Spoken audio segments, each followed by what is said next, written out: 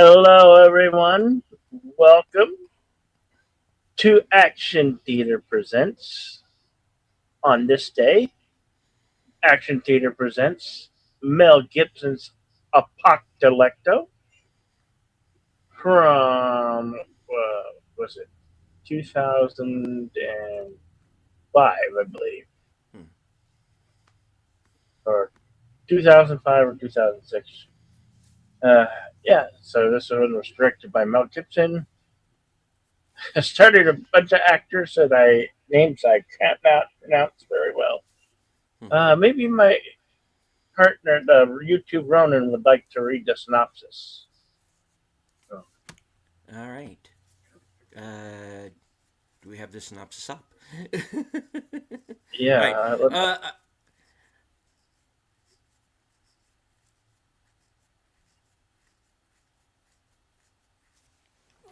go for it. All right. All right. So you have this. Oh, let me see. Hold on. Yes. All right. Yes. Thank you. I have a screen. A heart-stopping mythic adventure set against the turbulent end times of the once great Mayan civilization, when his idyllic existence is brutally disrupted by a violent invading force. A man is taken on a perilous journey to a world ruled by fear and oppression, where a harrowing end awaits him. Through a twist of fate and spurred by the power of his love for his woman and his family, he will make a desperate break to return home and ultimately save his way of life. Hey, this is an action drama, rated R. Um, be forewarned. Hmm. uh, it is subtitled because it is entirely in the Mayan language, and but don't worry, there's not after a point. There's not really a whole lot of dialogue. It's just pretty much straight up action, especially in the second half. Um, and you will know when you get to that point. Runtime is 2 hours and 12 minutes.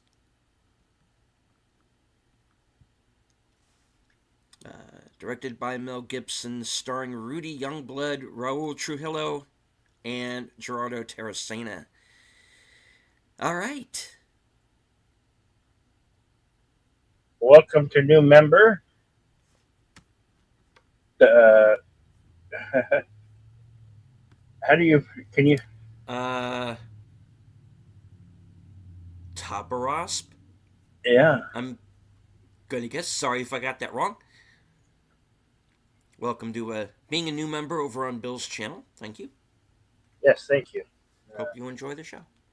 And um, those of you who may be watching on your tablet or cell phone, mobile phone device, yeah, right here, the pinned at the top of the link is a link for the screening room, which will have our feature film. Uh, Due to YouTube guidelines, we're unable to show it the film in its entirety, so you must catch this live broadcast to have access to the screening room where the film will be played in its entirety theatrical run. Uh, we're sorry. We have to abide by the copyright law and guidelines of YouTube, so we cannot present it here to you on the YouTube platform due to copyright and YouTube guidelines. So we hope we go over there, and we're going to start this film very shortly. And here I'm going to give the countdown. Just give five, four, three, two, go.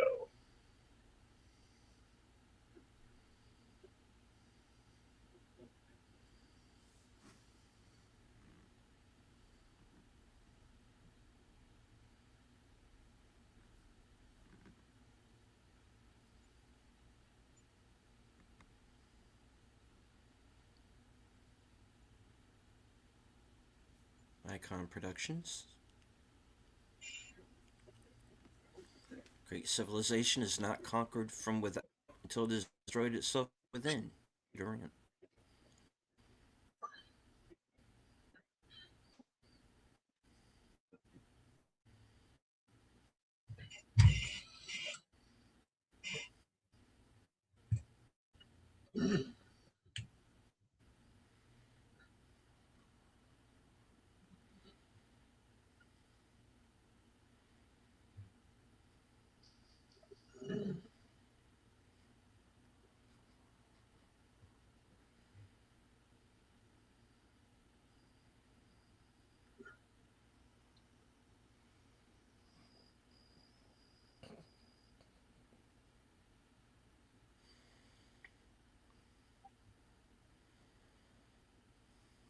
So we're first introduced to a tribe pack hunting uh, a boar. This Mayan tribe is great pack hunters. And they hunt in groups.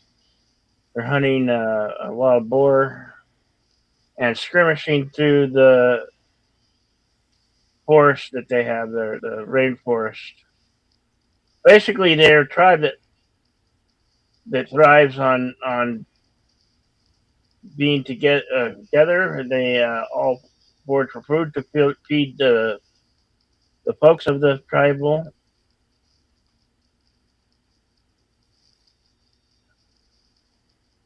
It's very interesting how they work together with traps and whatnot. Mm. This is how life was back before supermarkets and that all came to be.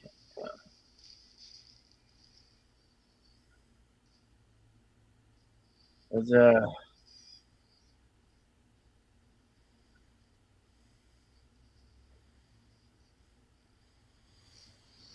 And the first character we see is our hero, Jaguar Paw, is played by Rudy Youngblood.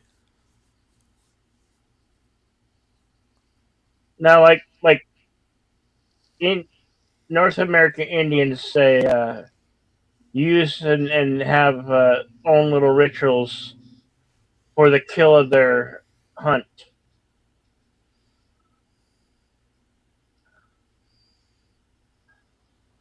And they're going to be interesting. They're going to be playing a joke on one of the hunters.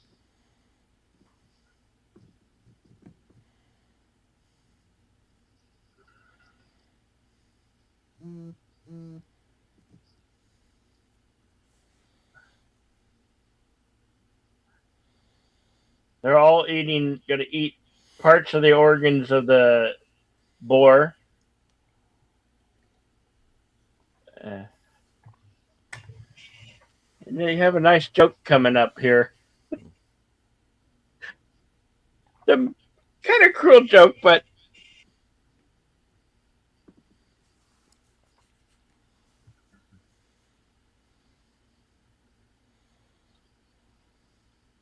a man who has been having problems with fertility with his own wife.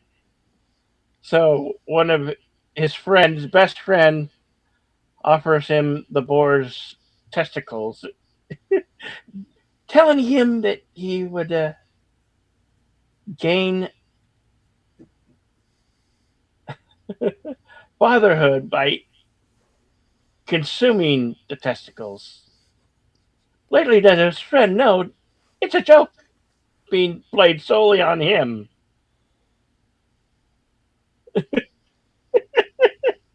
It's a very funny joke, but a hard lesson learned.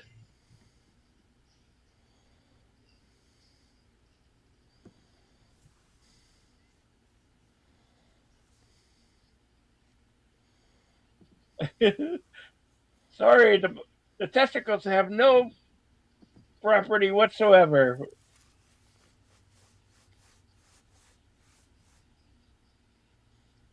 No, but it was fun watching you, he says.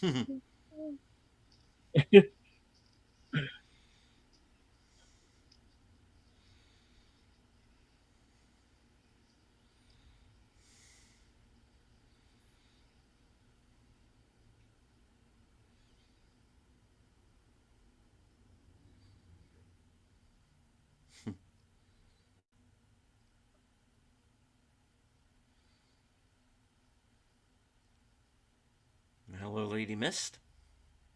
I could imagine hunting in the rainforest in South America at this time. So much of the rainforest has been destroyed to this point. This was in, I believe, the mid to late 14th century.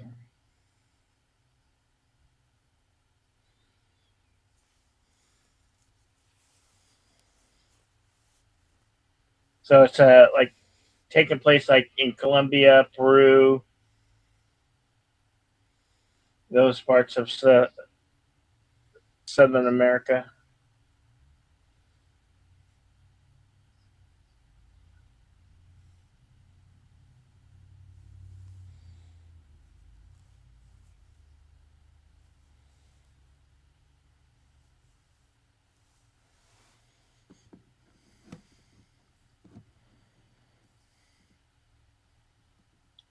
The Spanish conquistadors will come into play later in the film. Mhm.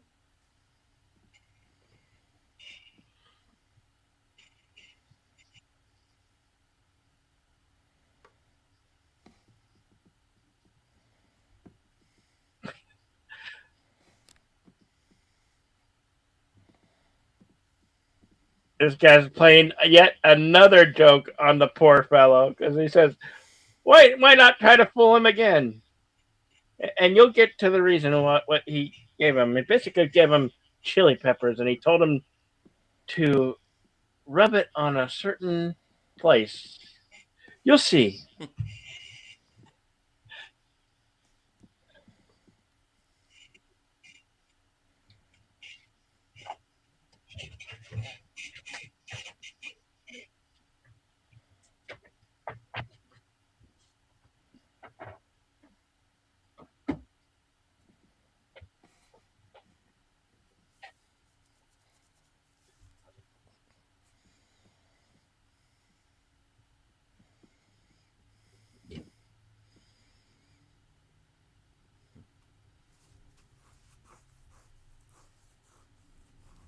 The first inkling that things may not be according to Hoyle.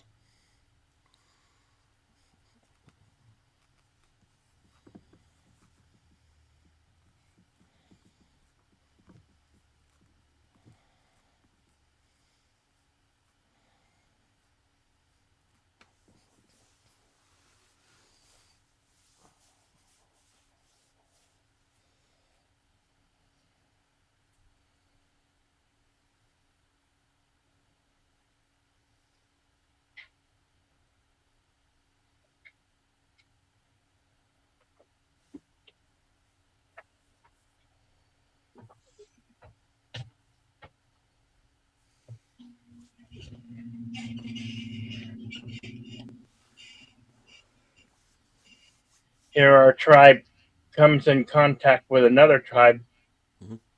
who's on the run or on the move anyway.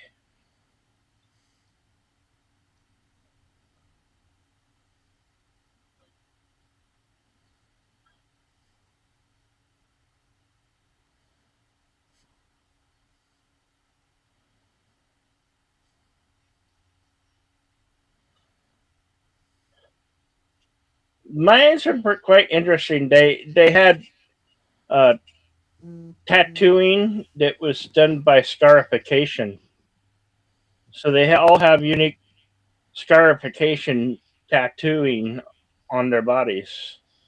Quite interesting, and of course, tribal piercings, which uh, is used, people still do today, but not in the way of which tribal piercings and all that used to be. They kind of lost its ground in the modern world.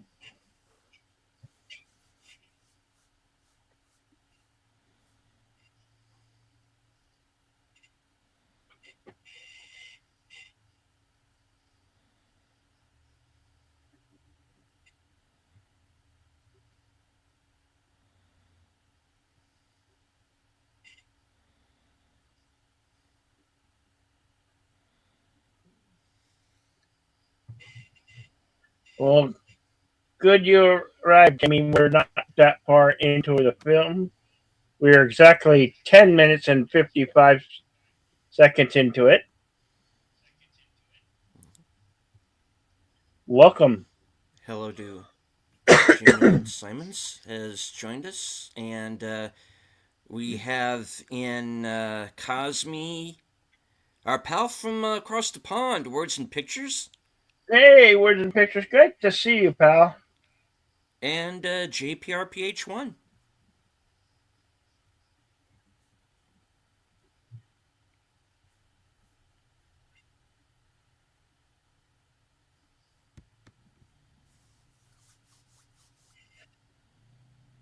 Yeah, we missed you. Hope you're well. Things are going good for you.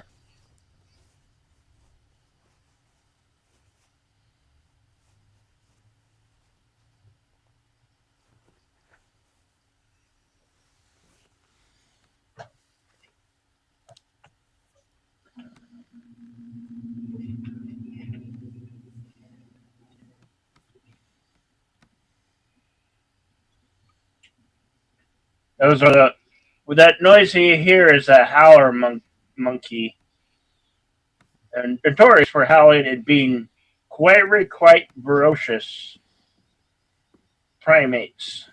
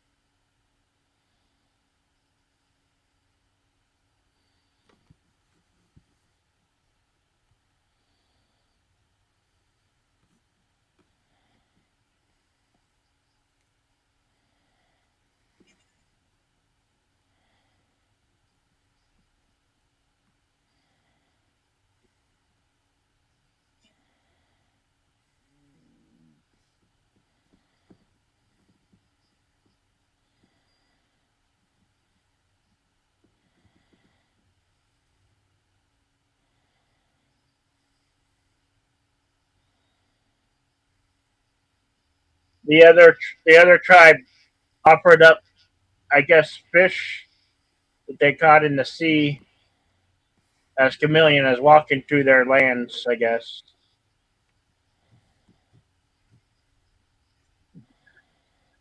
it's funny. The woman that's nagging him is his mother-in-law because she wants grandchildren, and she's yelling and screaming and hollering him in Mayan, get give me grandchildren, like give me grandchildren, and she's like on his case about it.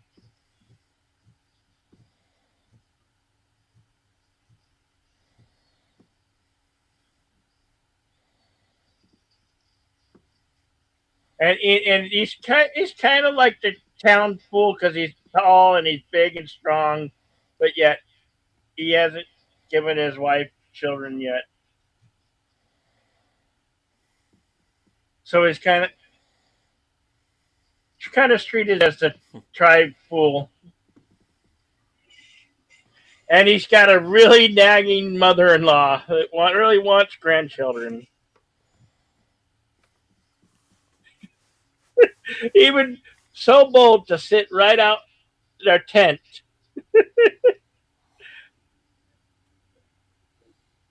And her daughter's like, Mom, leave! You don't want you here.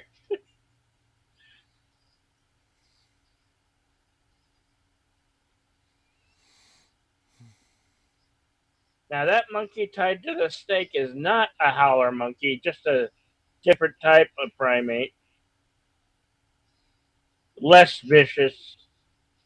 Howler monkeys are really mean and vicious.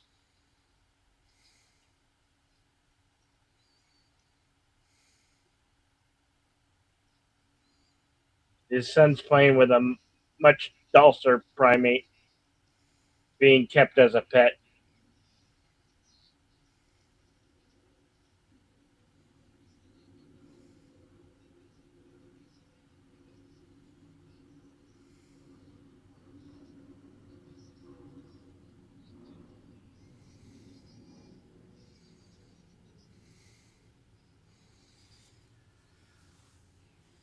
Of course, we get a peek into Jaguar Paul's home life. Young son, pregnant wife.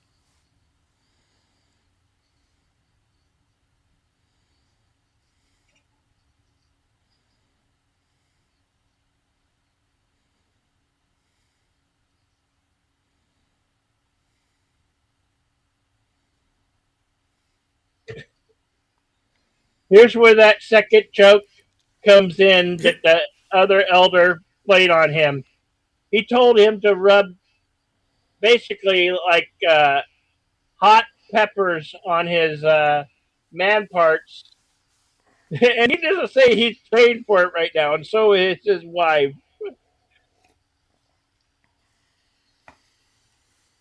And the Taeyong's just laughing, and he goes dunks himself in the place where the animals drink from the trough.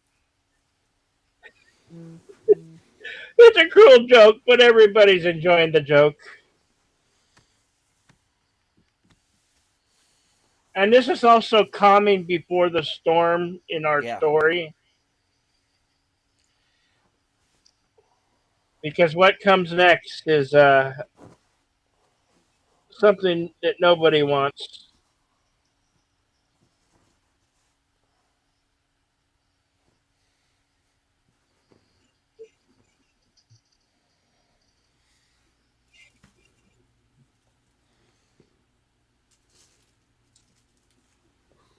Basically, that was the coming before the storm, before the great evil and darkness falls upon the tribe.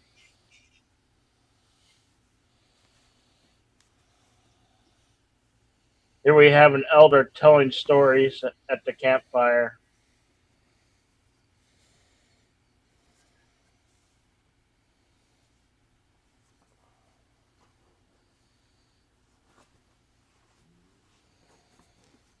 I like how their jewelry depicts where they live off the land. A lot of shells mixed with bones and stuff that they find in their lands.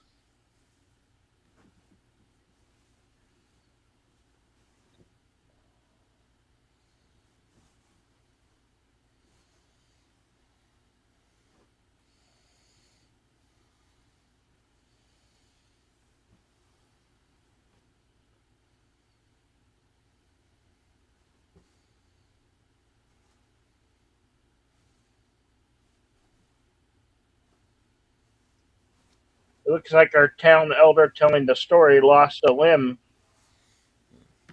or had a limb amputated, basically his hand, part of his arm.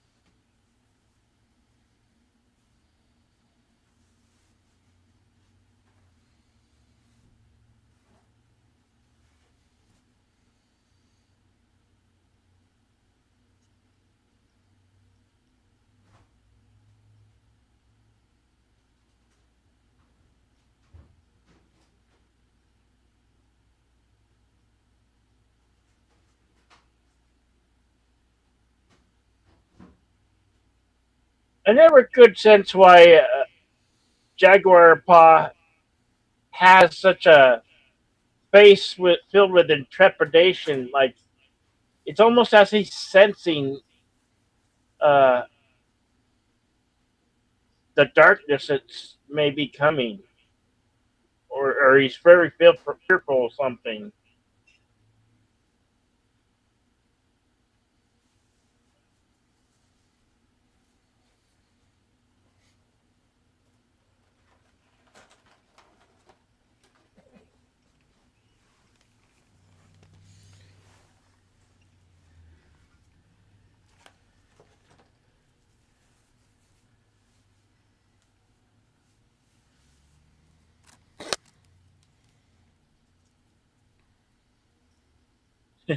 You see his unborn son dancing in the womb.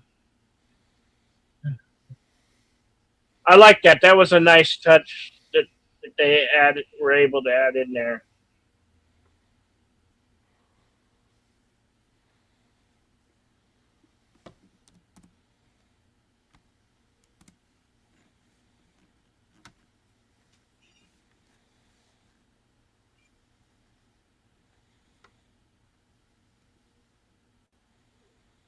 So here you have the morning, and the dogs are barking, sensing the darkness and the wave that's about to be exploded upon this tribe.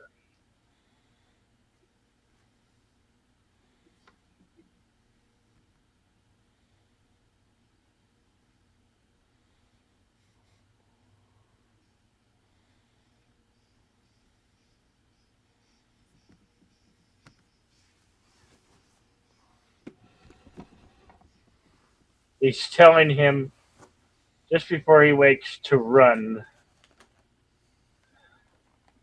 Trouble and hell of the storm is coming. Not an actual storm, a storm of unseen, unheard of presidents.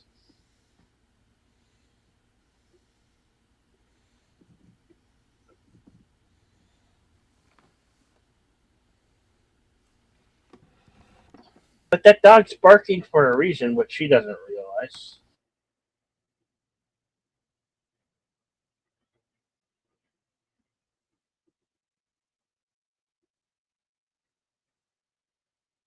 A very skilled warrior based tribal hunters hunting fellow man for the rich, super rich of the Mayan culture.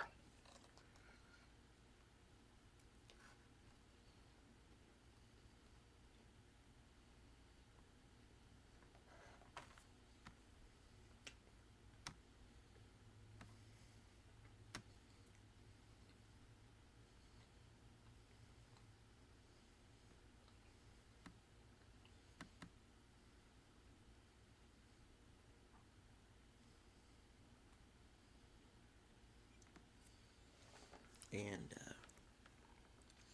our group of evil guys here are led by Raul Trujillo, and he plays a character named Zero Wolf. You might remember him from Riddick. He was also in the La Femme Nikita TV series.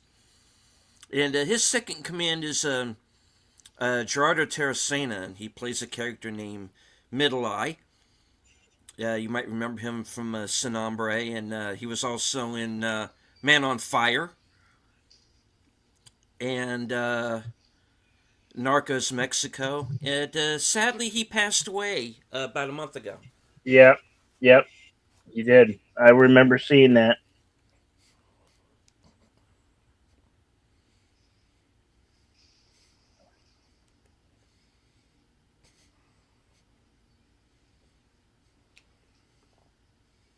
I love this film for many reasons. The fact that they can tell a whole story with uh, Mayan dialogue in their language, and the action and the everything speaks for itself. This film was amazing and is a very rare gem in my book.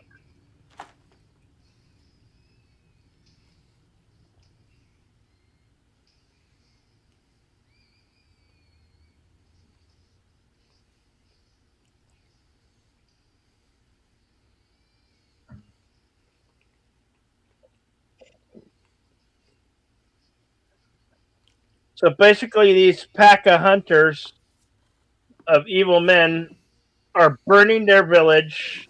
They're taking the men as slaves and women,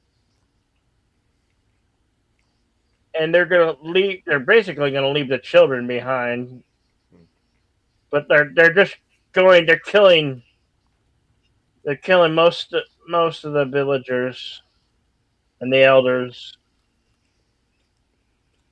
and their sole purpose is to take them in to be sold as slaves. Actually, uh, without spoilers for those who haven't seen this film, you'll see what they're actually there for.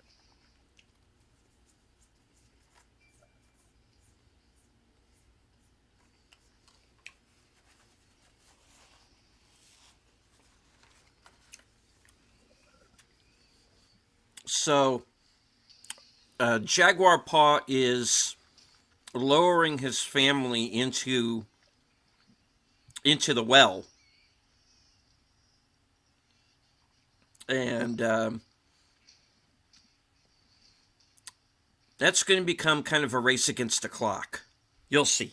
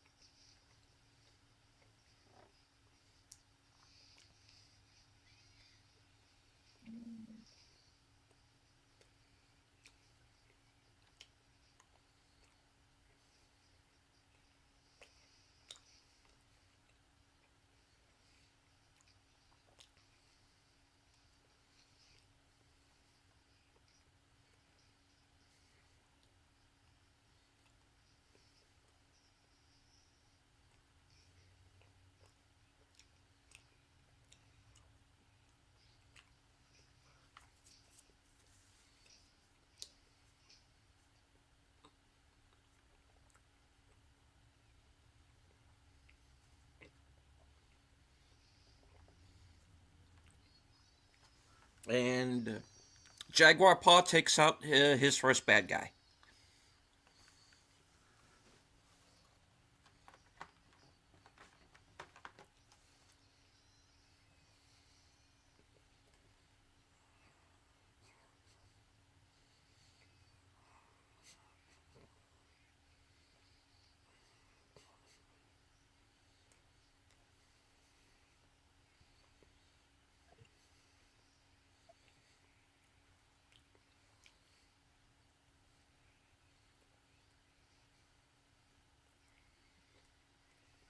Hello and welcome, Connie Clary, the Bird Woman of YouTube. Watch out for a second channel, Love Tech Productions. Hello, Jamie and Lynn Simmons. Hello to you.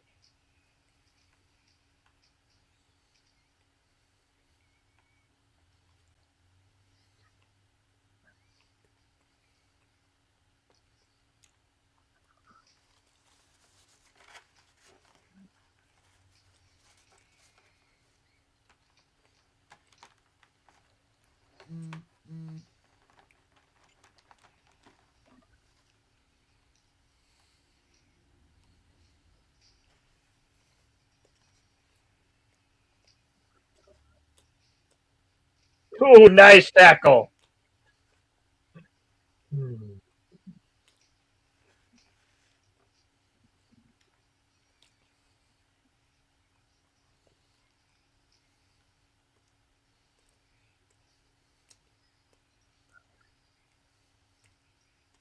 It's a nice dagger made out of volcanic rock.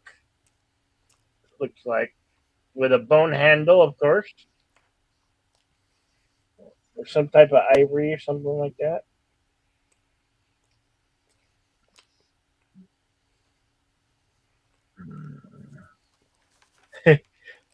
He's having a tantrum. I Yeah. really wanted to kill him. And the love affair begins.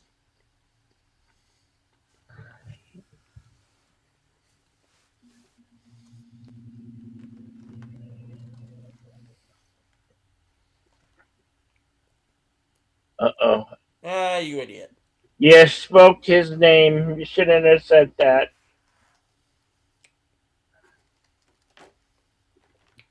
They might have kept the elder alive, but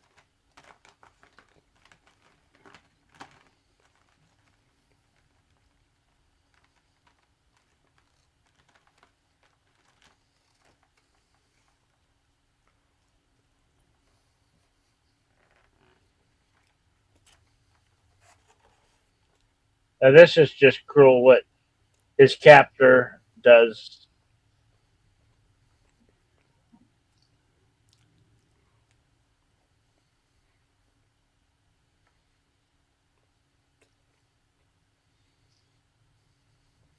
And I'd say his father is only in his 50s to maybe early 60s, maybe, if that.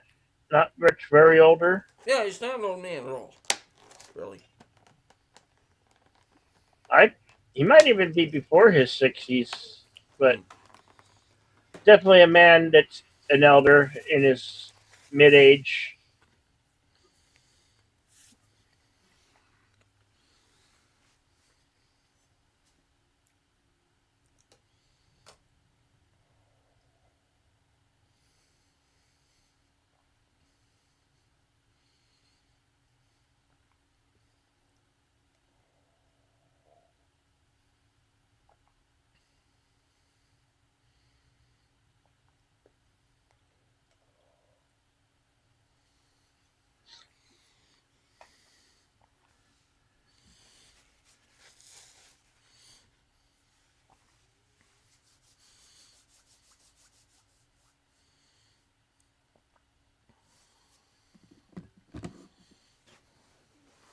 His captor gives him a name.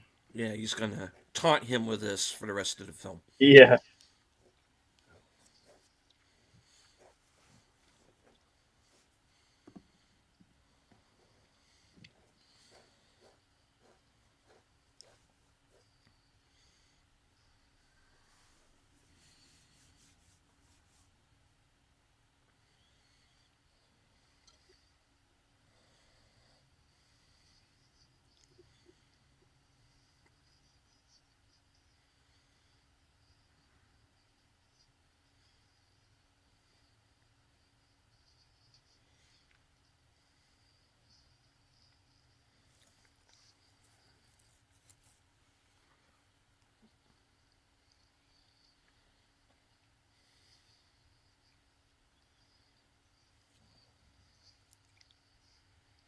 His You got to hand it here to his wife because she's really fighting the captors. Like, I don't want to go with you. Get the hell out of here.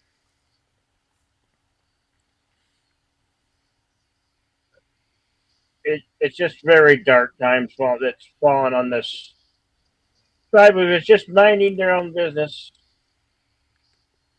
being captive and to be sold as slaves,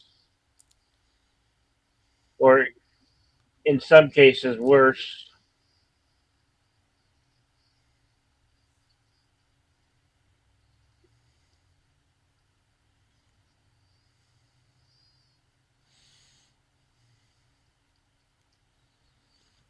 And hello to Gambit first.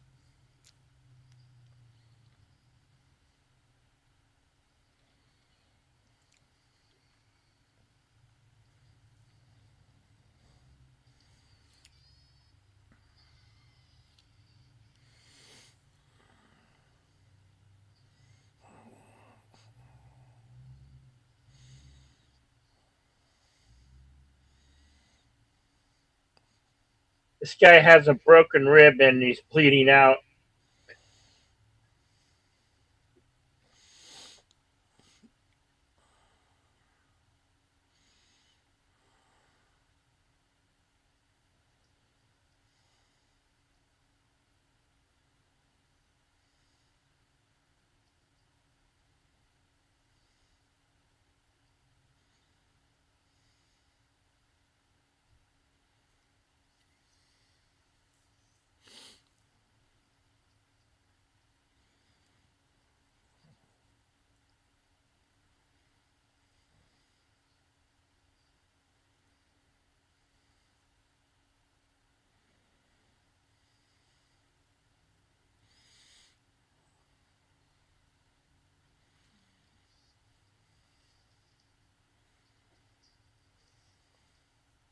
This guy's investigating what's the purpose of this rope.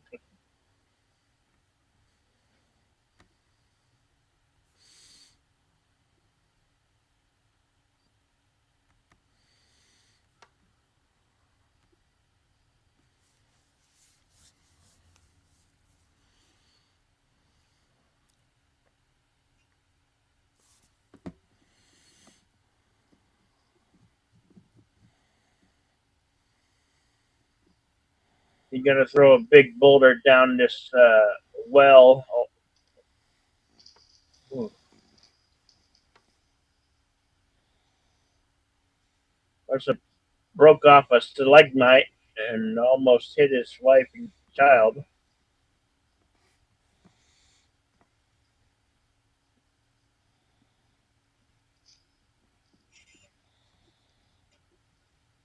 Yeah, those daggers are definitely made from some type of volcanic rock.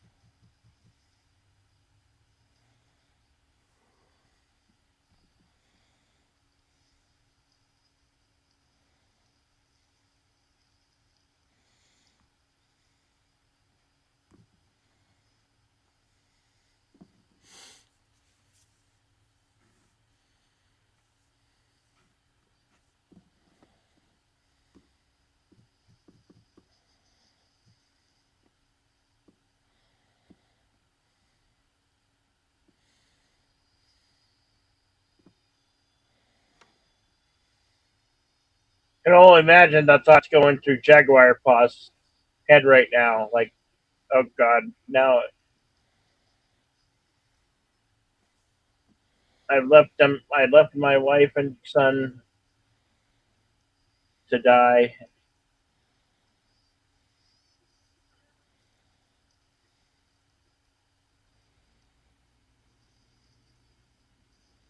But in many ways, he did save her and her child from this hell that's mistaken this village. Hello, Hokenberg. Yeah, that's Gambit.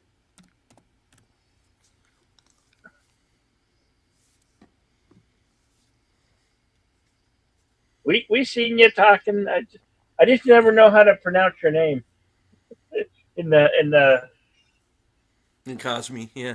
I mean the long one.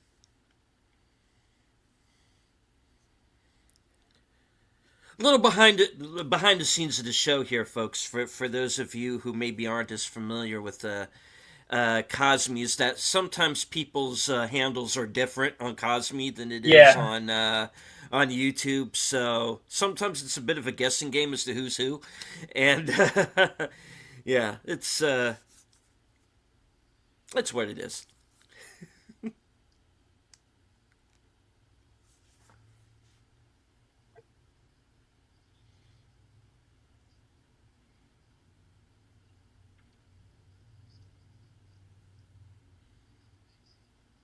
this is what cut specialists do for boxers.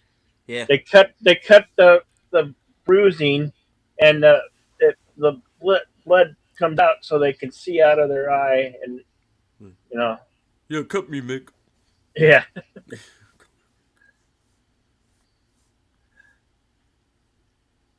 Yeah, and of course they captured the other group too. yeah. The other group who was just coming from the sea from fishing. Yeah, they were just The, minding their own business too, pretty much. You know. these tribes, they work all day to feed the tribes. They hunt and forage for food, live off the land, and here you have these hired warriors, hunters, uh, charged with going to capture these regular tribes for slavery and other purposes that you'll come to find here. Hmm. And you have the children who have escaped into the jungle. That yeah, the children keep just following their parents. You see the younger ones holding up their younger siblings, traveling, wondering what the hell's going on. They have no idea why this is forsaking their tribe. You know,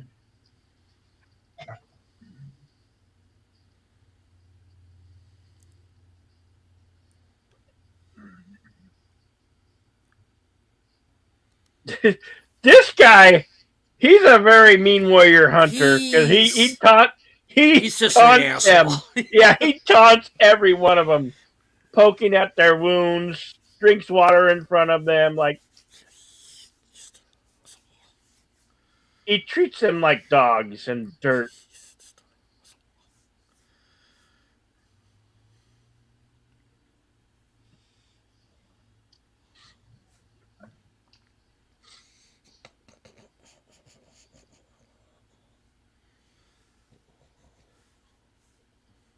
Oh, I, I was guessing in the 14th century, not the 15th. In the late 1400s.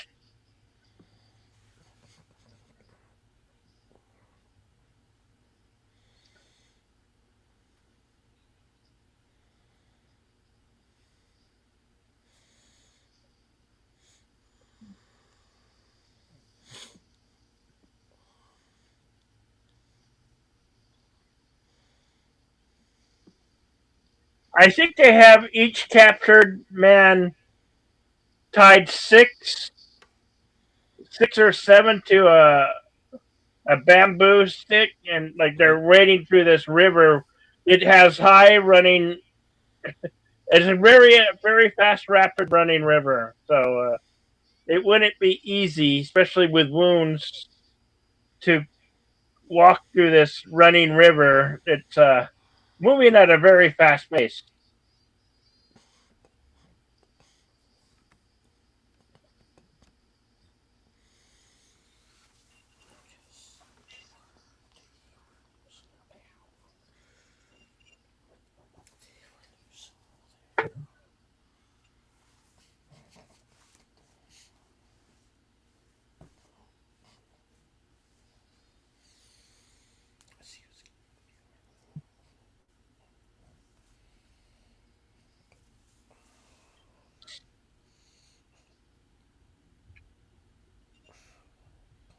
I love those long pulled back shots of the rainforest and Mhm. where they live. Meanwhile, back in the pit or Mhm. cave, uh, the child, her son has experienced part of that stalagmite hitting his leg, so she's taking these big ants, with big mandibles, and they're a very effective way on how to fix an open wound. They She breaks off the heads. She gets to bite the child, so it's like staples. Mm-hmm. Staples before staples, using the mandibles of the ant, this really big ant, to cover the wound. Very intelligent way of doing it. I love this scene, how came to be. Thank you for your kind words. I'm trying my best. Words and pictures. Mm.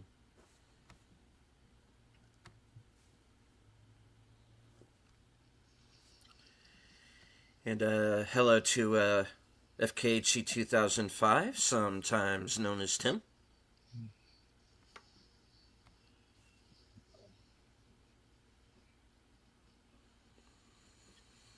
Yeah, the unfortunate thing about that words and pictures is that nobody ever reads the commentary part. Yeah, yeah, So they get upset when the movie is not there. yeah. Which,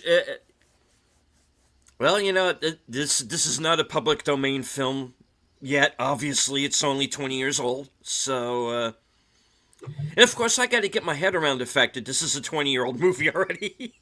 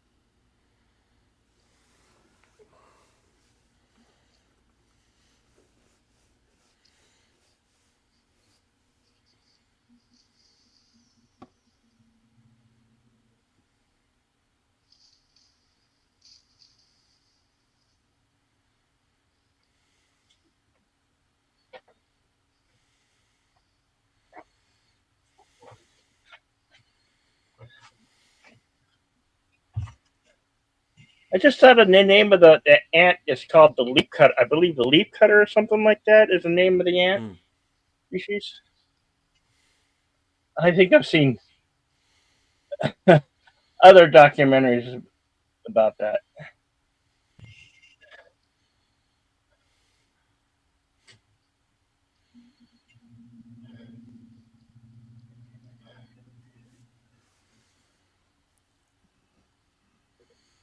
This becomes Jill, her. yeah.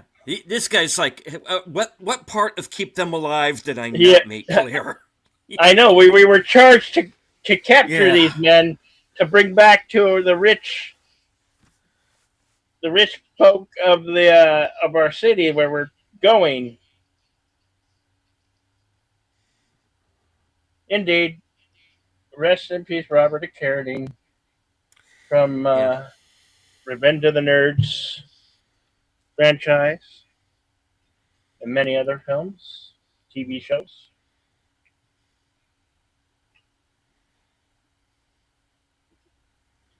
Yeah, February February's been a rough month on celebrity passings.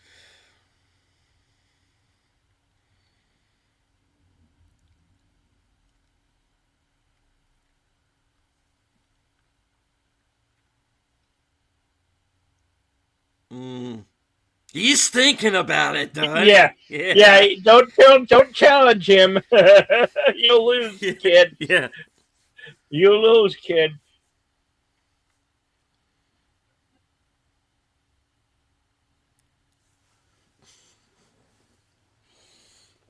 You may be tough, but you're not all that tough. No, I mean, Jaguar Paw almost kicked his ass,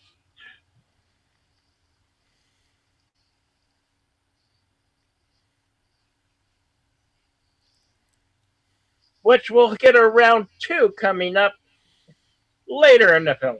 mm.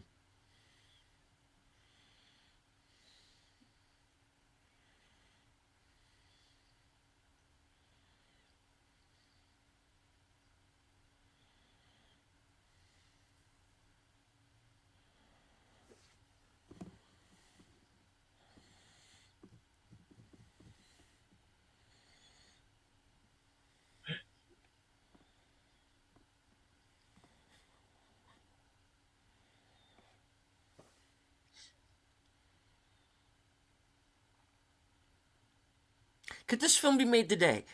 Um, I don't know. Um,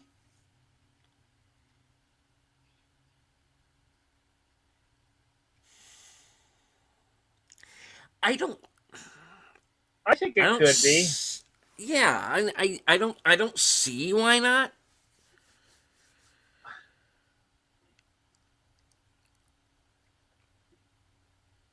But I would still say, even if it was, Mel Gibson probably would be the only one who could probably pull it off Yeah. in this fashion, anyway. I mean, at this point, with woke culture dying out, slowly dying off, who cares flying F if we Mm. offend somebody? Somebody's bound to be offended because I hate to say, young people are so easily offended. In my personal opinion, I'm sorry, Generation X. Fuck your feelings, folks. Fuck your feelings. I'm gonna make what I want to make, especially if I'm putting money into it myself. You know. I do want to say hello to a few people who have joined us here in the chat. Our pal Kronos is here. Hello, Kronos. Connie Cleary, the bird woman of YouTube. And Words and Pictures, unfortunately, has to go because it is rather late where he is. So, good night, Good Words night. and Pictures. Good night, words and pictures. It's always great to see you. I hope your health is coming back and you will be well. And we'll hope to see you some other time. Yeah. Good night, my friend.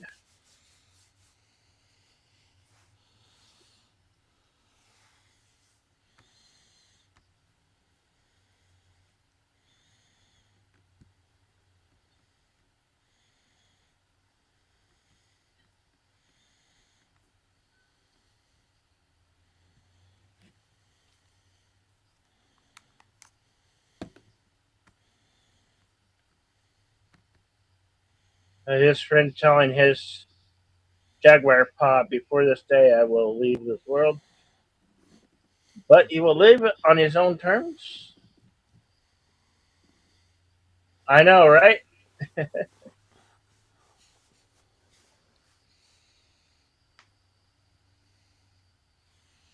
Yeah. Jaguar's Going. paw. Oh no, don't rain! Because he knows that cave Yeah. tends to fill with water when it rains. Going back to the director discussion going on in the background, we've got a couple of other recommendations. Ari Aster, I don't know. I think technically he could do it. I just don't see him doing it. Uh oh. This is a very large tree that I believe they cut down. I don't think it just fell down. I think somebody was cutting it down. That is one large tree. I'm walking here. Yeah. I don't remember that part. Okay. Nice one. Gambit S for Paul Thomas Anderson. He's I see Anderson as more of kind of like he's more LA based in aside from There Will Be Blood, he really hasn't done a period piece. I again somebody who could technically pull off a movie like this, I just don't see him doing it. Here's an interesting part of this film. They encounter this tribe who's been plagued by a virus that went run rampant, and these hunter warriors are scared and terrified of this disease. Yeah. He's pushing the child away. It's like mumps or something, but this disease he Yeah. knows is very viral and easy to Yeah. catch. Like This is you come near me, you're going to catch the disease, and he wants the yeah. child nowhere near him. He doesn't want to catch this disease. It's plagued this village who are dying out from this odd disease. Something that we probably have a vaccine for nowadays.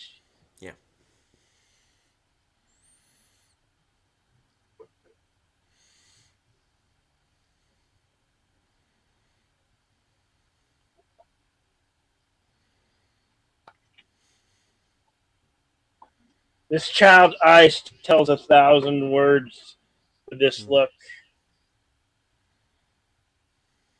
And she curses the hunter warriors right here.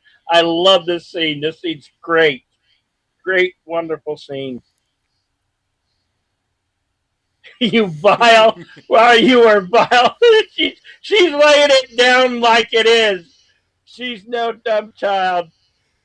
Miles of wisdom behind those eyes and that voice.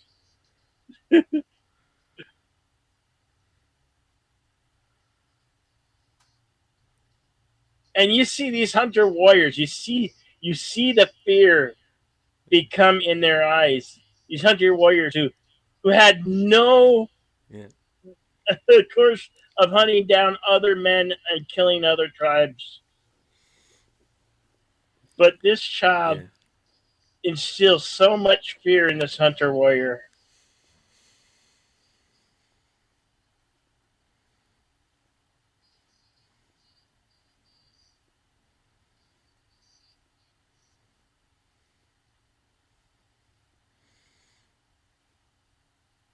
What a great moment She's not wrong.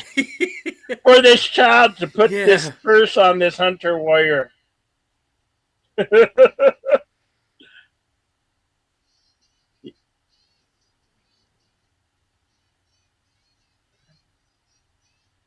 Man, Jaguar will lead to your end. Oh, that is so Yeah. great, so brilliant that Good. they had the fortitude to put that in the scene.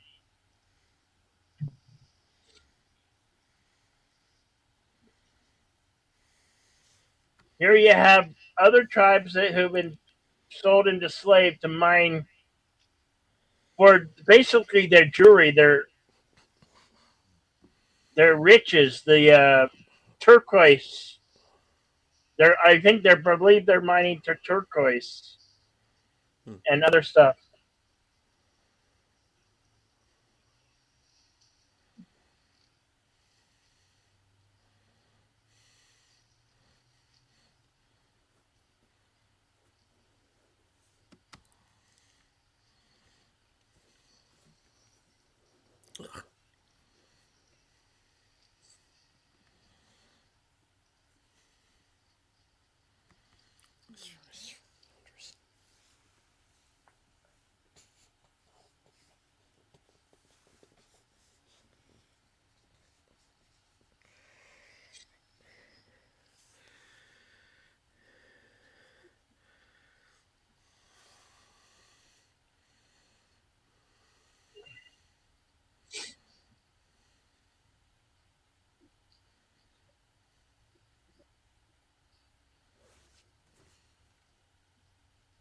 They're near the ancient city. See, famine and drought have starved out this ancient city. Crops are dying off, fest, fested with worms, and the people aren't looking so good, are they? No.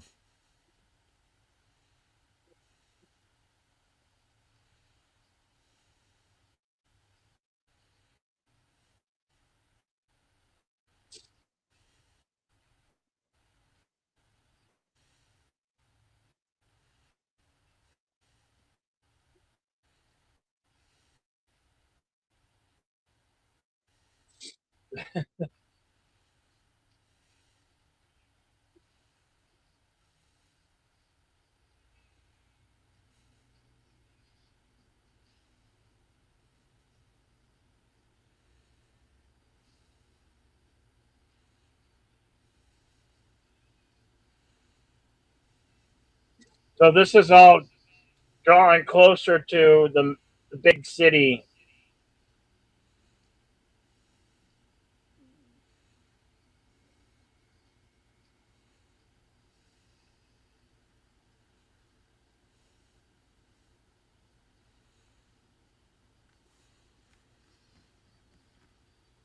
Hello to Big Al Presents. the creator of the 10 Word Review, the host of Films with Friends. I'll be joining him this Saturday at 10 p.m. as we watch Johnny Dangerously. Great film. Indeed. That was one of our late friend Admiral Doom's favorite movies. Ah.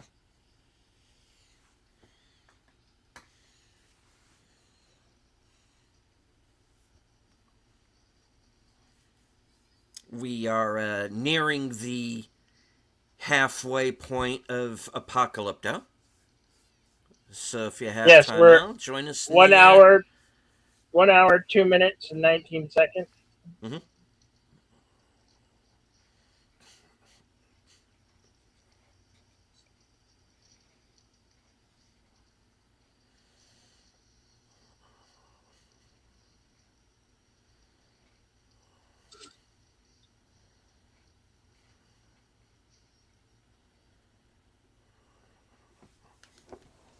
Looks like that white stuff is a building material, like a stucco or a paint. We're getting to the purpose why they were captured and taken in the first place. Not to be sold as slaves, but something far worse.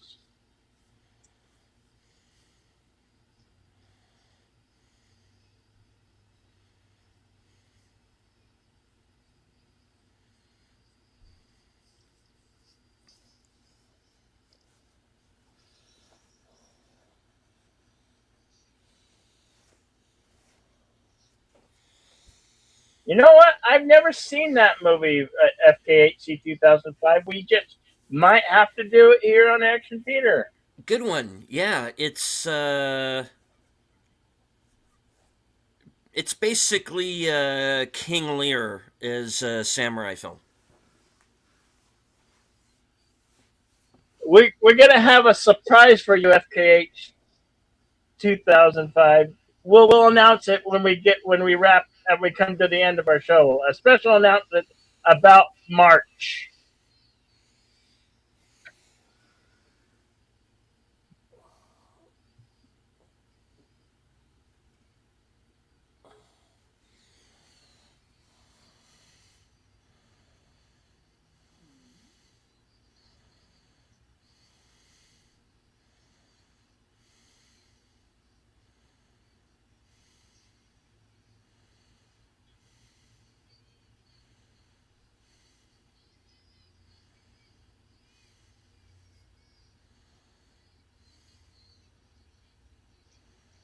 You see how the rich act with the non-rich.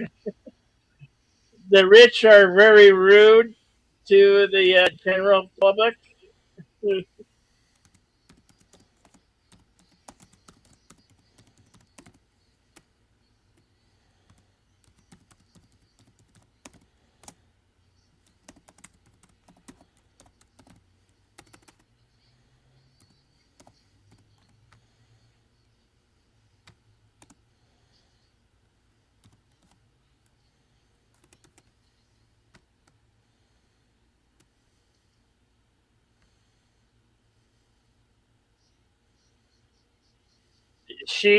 The mother-in-law could not be sold as a slave, so they release her. Hmm. Nobody wanted the old woman. And his wife was murdered because she fought these evil warrior hunter bastards.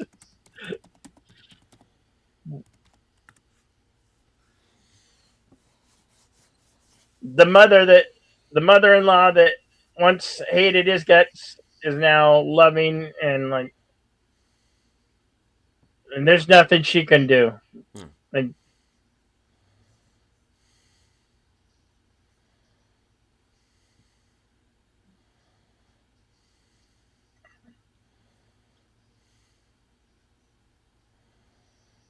the walls tell you the story of what's to come.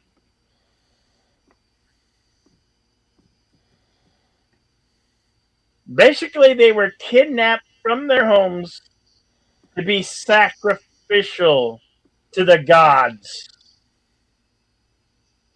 Old civilizations did this. I believe Egyptians also practiced this.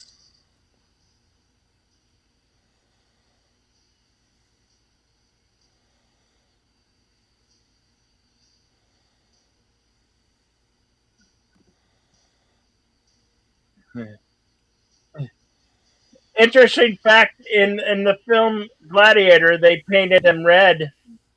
In this film, the sacrifices were painted blue Hmm. to be given up a sacrifice to the gods.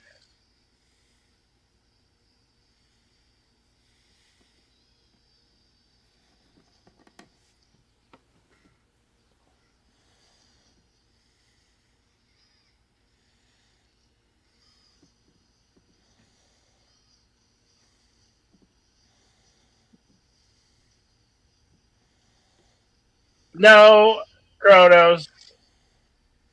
And the Jedi is now an outlaw, so there you have it.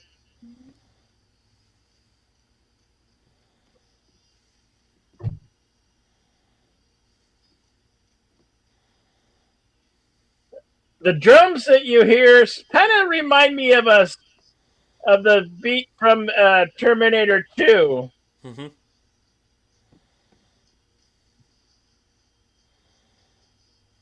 They have multiple heads put on spikes.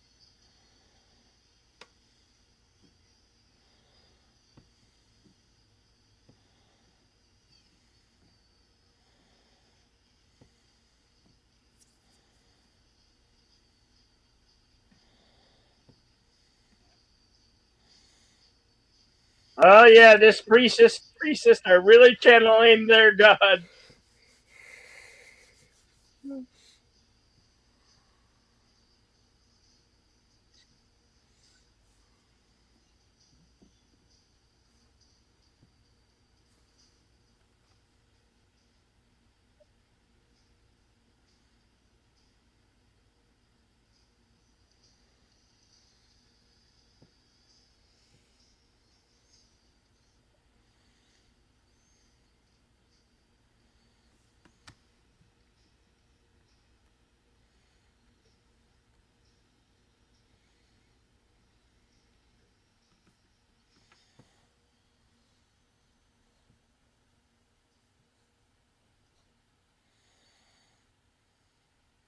I think that emperor or king, whatever he may be, might be a little bit too stoned or high on something.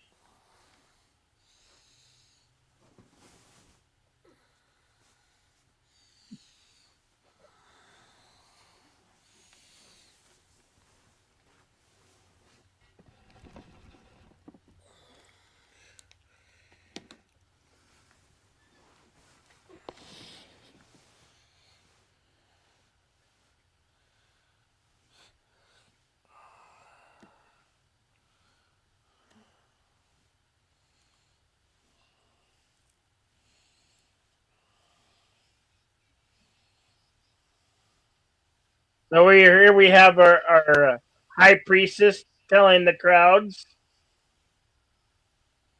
of the coming sacrifice.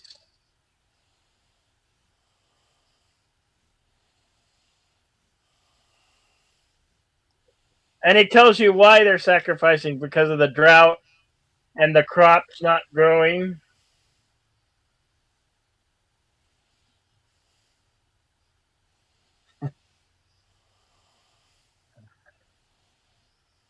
They have much turquoise jewelry.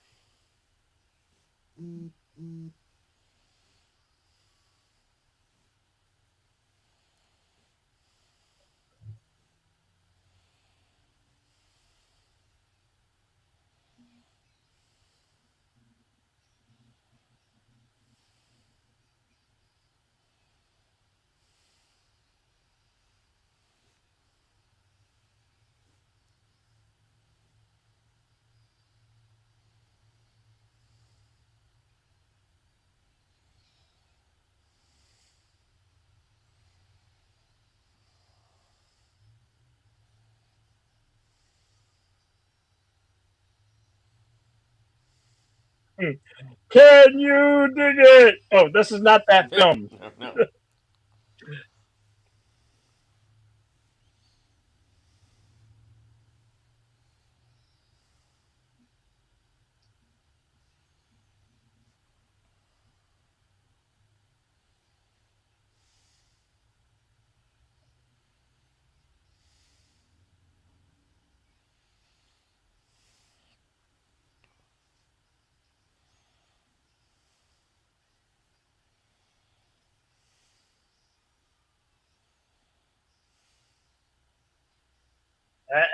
I think you've been feeding that boy too much.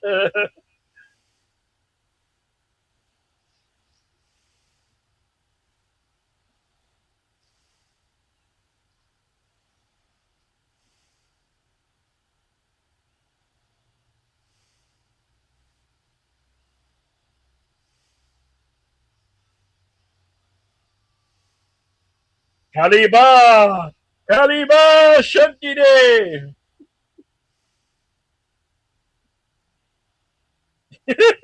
You were thinking it too, Kronos. I knew you were thinking it.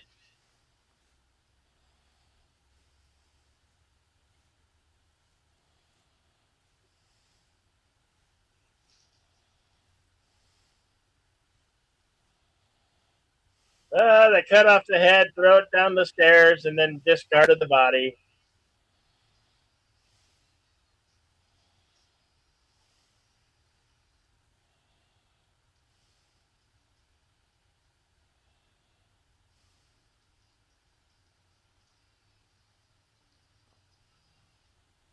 I think somebody's eyeball popped out on that one.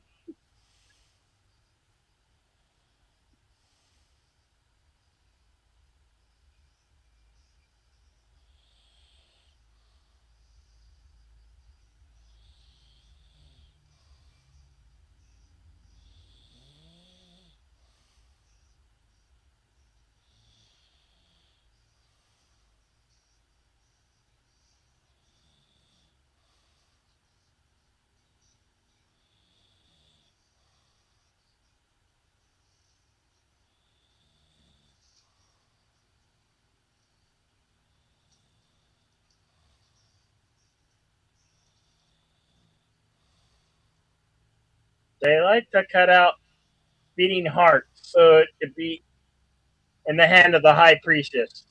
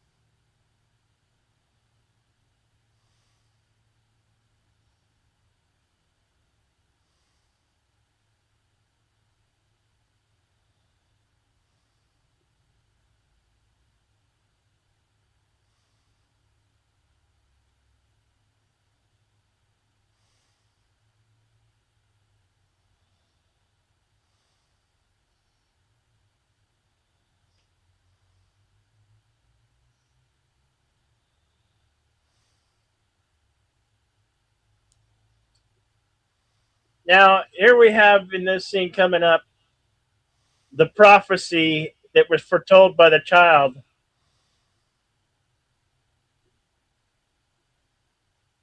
where day will become night.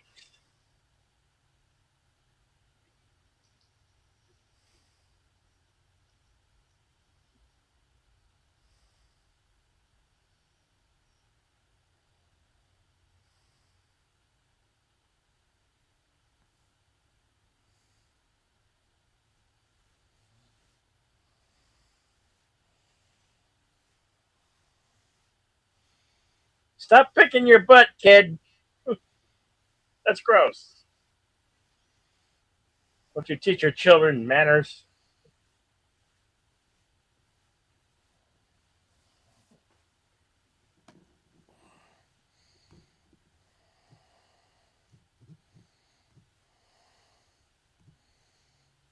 So the solar eclipse is happening. Day is becoming night.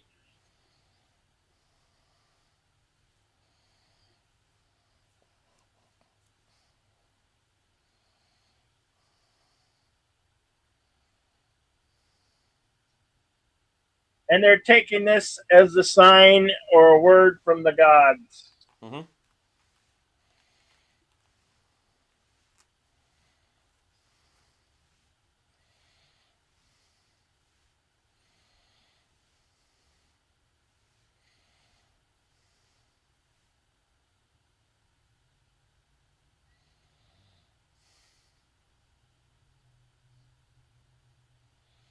Incidentally, I never ever look at this type of eclipse. You would burn the cornea of your eyes and you become blind. Yeah. There's special glasses or stuff you can make on like cardboard to see it. You can never look directly at it.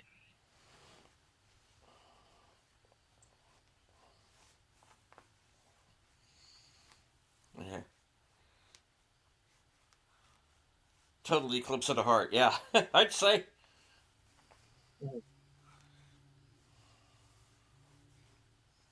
So at this point, they're claiming that the gods have been pleased and they're going to cease the day's offerings, sacrifices. You're not drunk yet, honey, Carlos.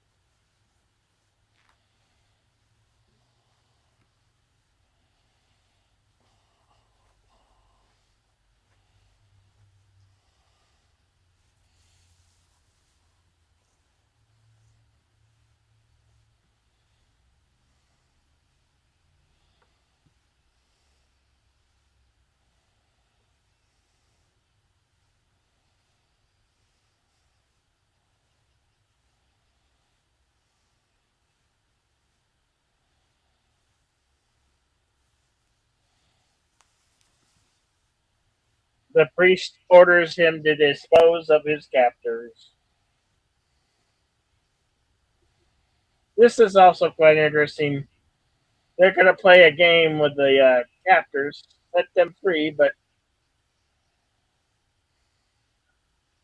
freedom has to be earned.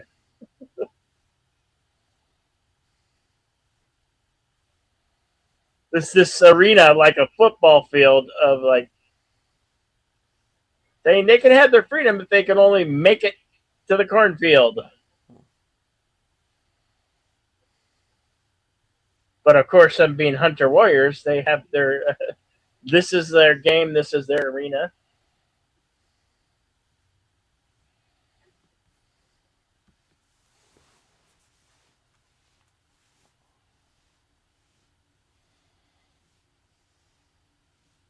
Basically, if they can escape without being killed, they get to keep their lives. Needless to say, this is an unfair sport because they're pretty sure make it unbeatable to escape to freedom.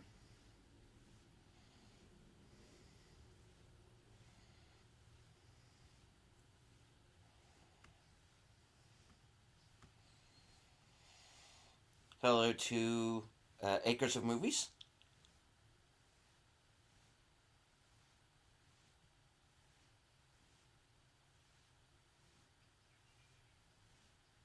Uh, Timestamp 121:04. mhm.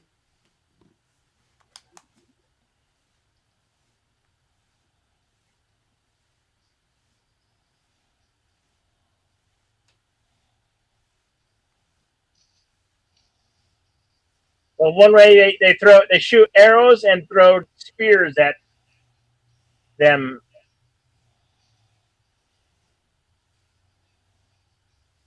and bolos and stones.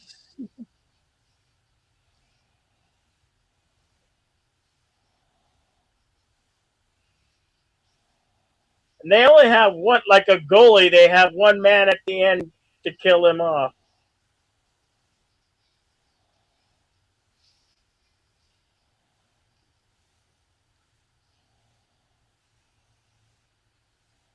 Here's what he said to his best friend in the prophecy: by this day, he will be leaving this world. It's a wound that's definitely going to kill you through the gut, kill you slow. But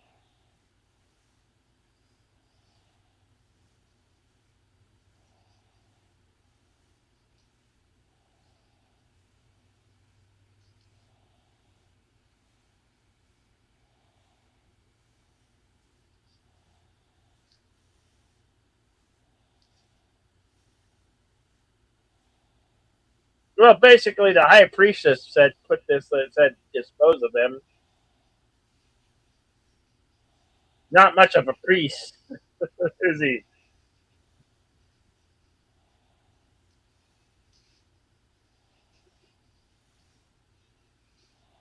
Yeah, serpentine, serpentine. That always works.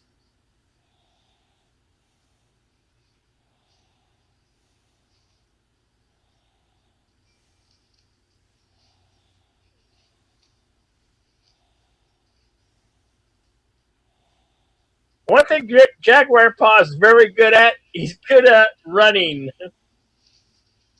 Well, he's gone. The fisherman.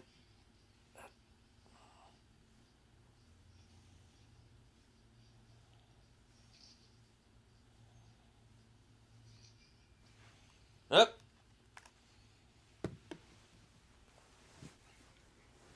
And Zero Wolf has taken down Jaguar Paw. And it's going to make his son finish him off.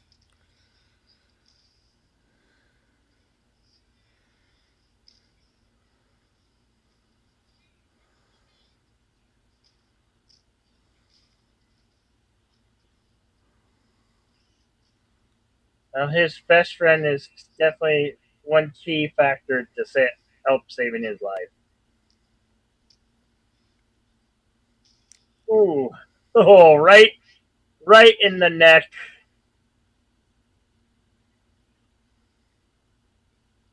And this is it for the hunter Yep. warrior leader. That's his son.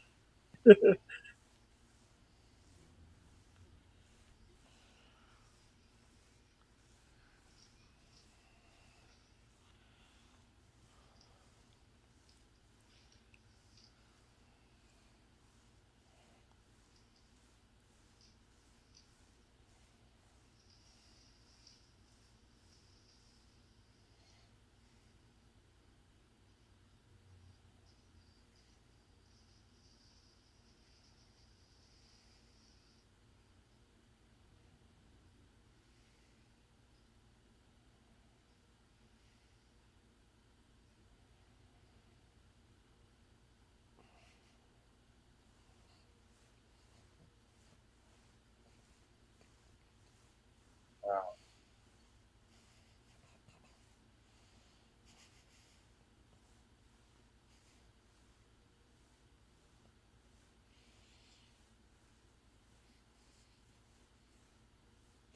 He's telling his son to die like a man, but yet he wants his revenge, like any father probably would.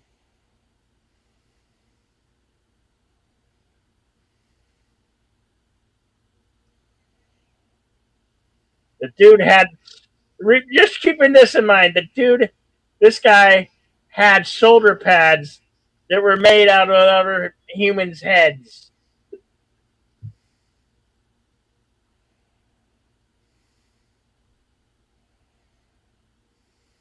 He's like, yeah, we're all in. We're going to hunt these guys down.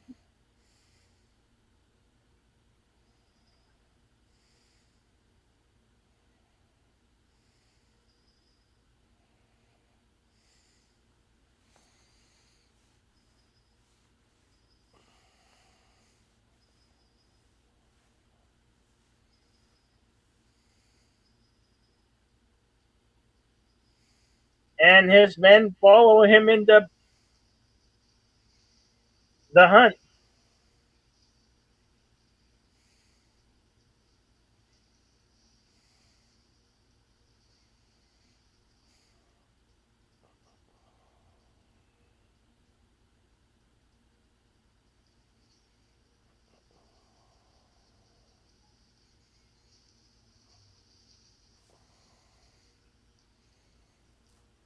Oh, Yeah. more disposed captives, a huge grave, if well.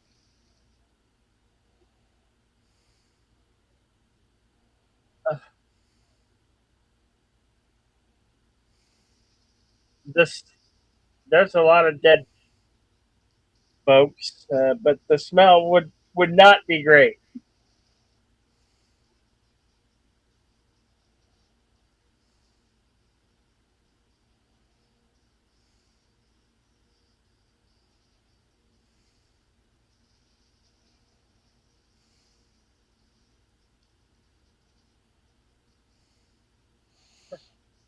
Yeah, there would be lots of insects, maggots, and flies.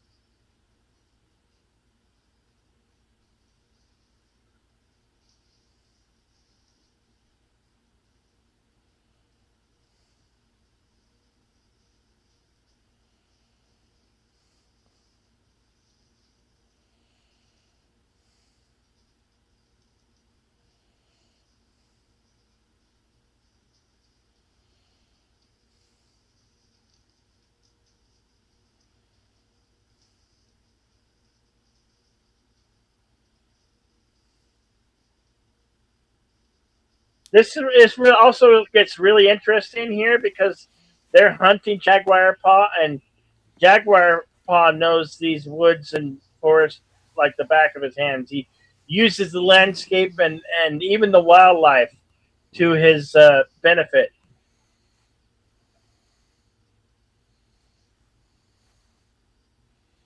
Great to see you, Daniel Berry Sports Highlight, saying hello to everyone. Happy Thursday. Well, hello to you, sir.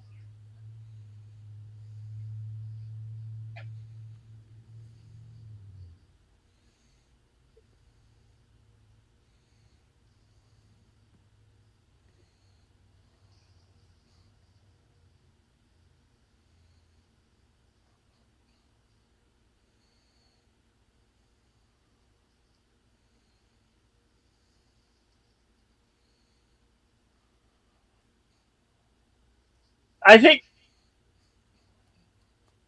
they still would have probably hunted him down even if he didn't kill the main leader's son.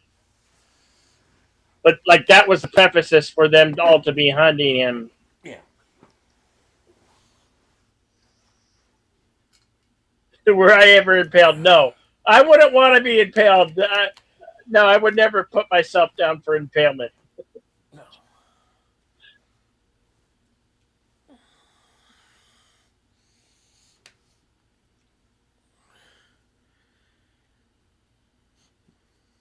There is a baby jaguar. Wherever a baby jaguar, the mama jaguar is. There's the Oh, mama. hello. Yeah, there's the mama. Get away from my baby.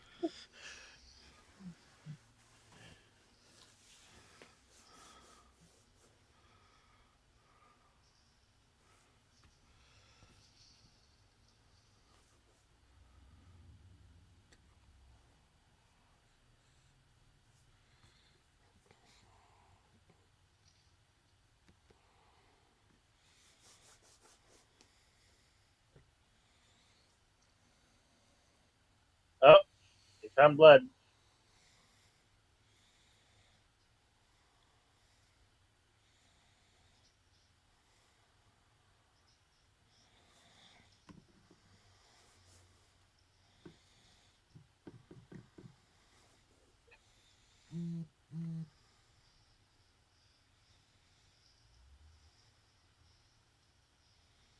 Hmm. This is great. He's running for his life, but it helps him to his advantage.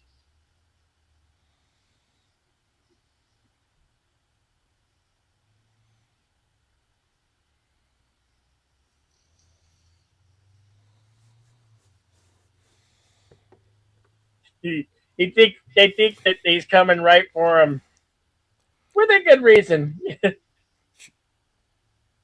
Shoot the bunny. He's coming right at us. Yep.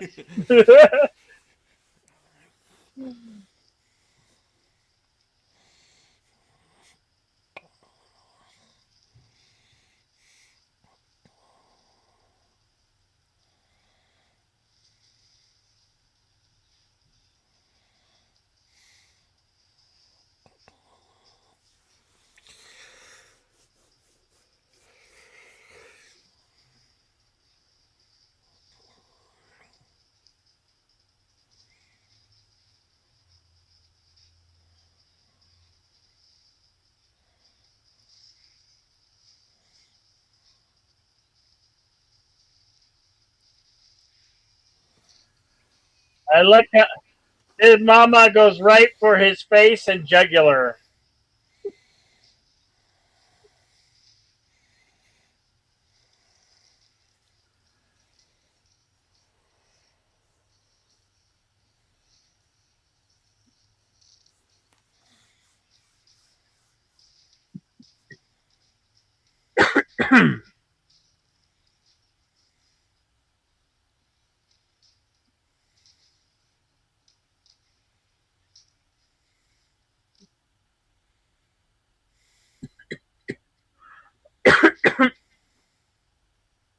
She was only protecting her baby. You motherfucker, use.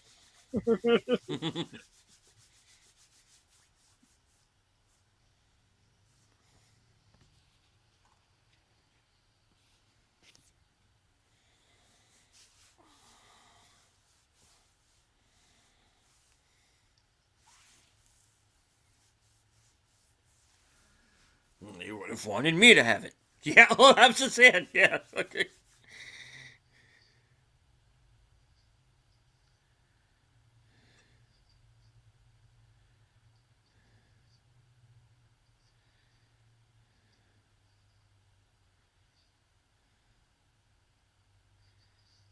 Fear has taken over this hunter warrior,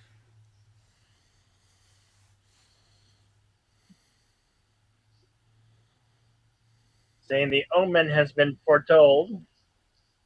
Yep.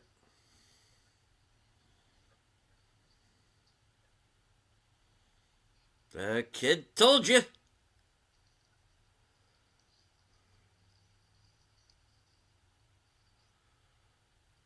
Jaguar Pod really knows how to live off the land. He knows how to eat. He knows, even knows how to heal himself. I mean, he's been doing it for decades at this point.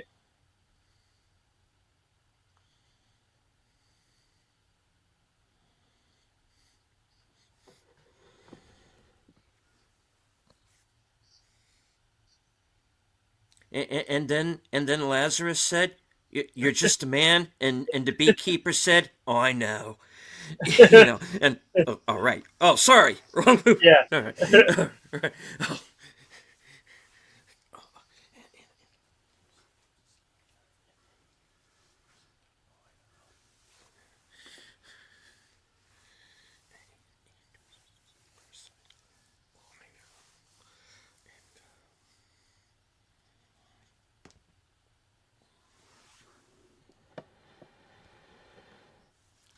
Well, it might be inaccurate, but it was is told well in a fictional manner in which kind of appreciated storytelling here.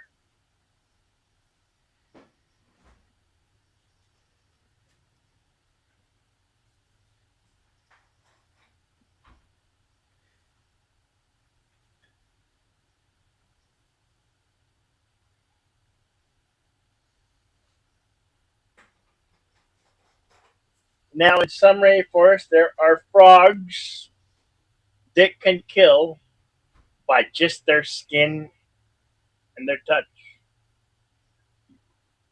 We're going to see a part coming up here where Jaguar Paw finds one of them diddly toads and uses it to his advantage in a brilliant way.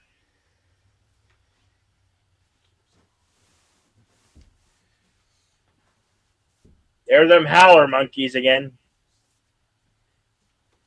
making all types of noise through the night.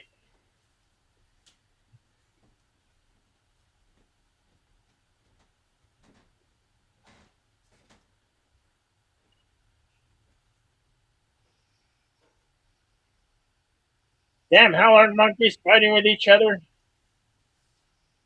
They were fighting over a banana.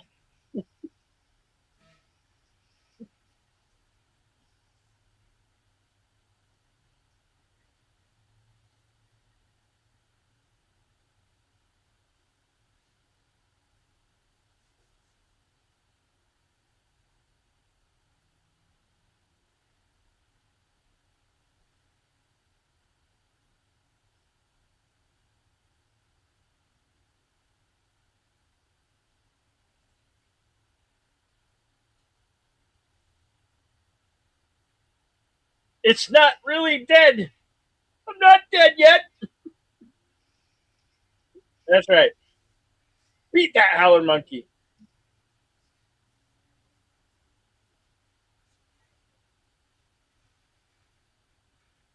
Those things are ferocious. They don't like people.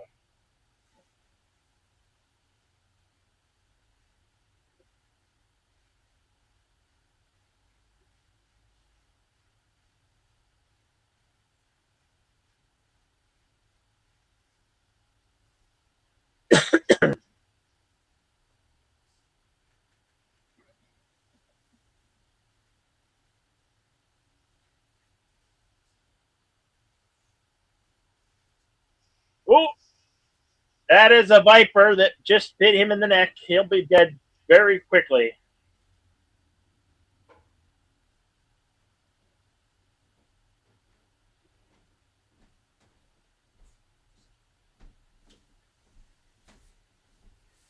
That's the one that was fearful.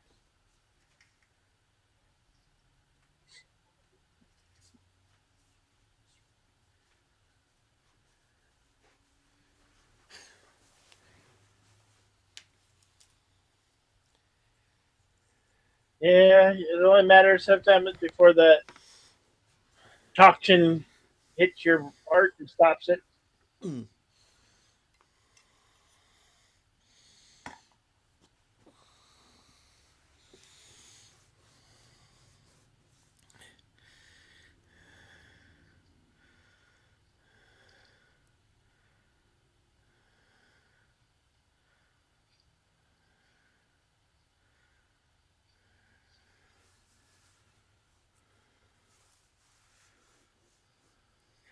No, in this movie, that was a venomous snake, a viper, Yeah. like a tree viper or something.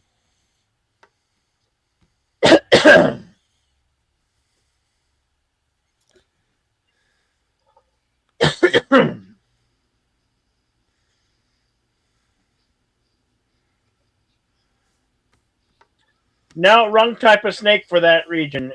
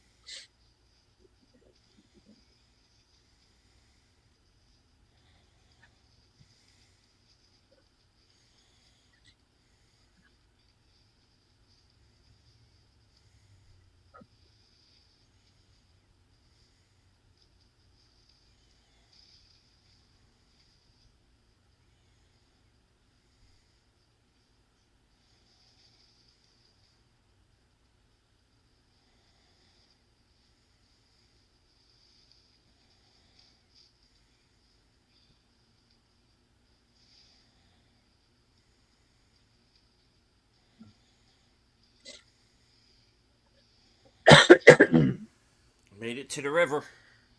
And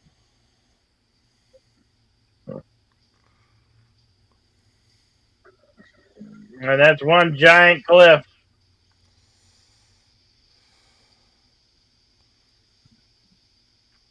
Usually that's got about a good 100 foot drop or more.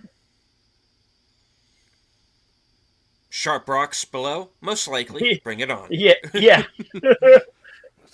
yeah. If the fall don't kill you, the rocks might. And drowning in the river. There's that. You know, I like Jaguar's spot. Look like I'm going for it. I'm going for it. They'll be stupid enough to follow me.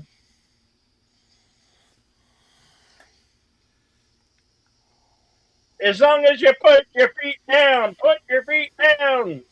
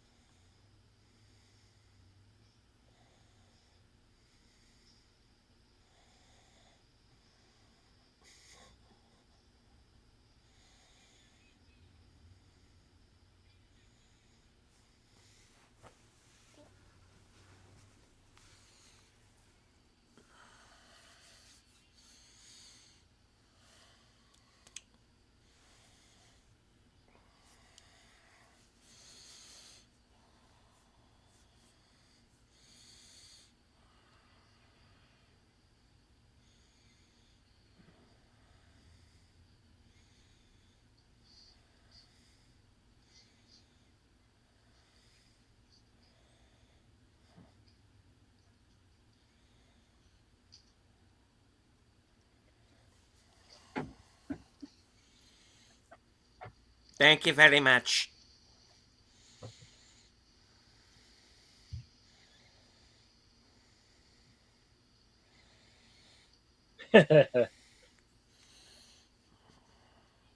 We all jump. Don't be scared. Don't be scared. Just don't be scared. There's one that made it. The crazy ass fucker.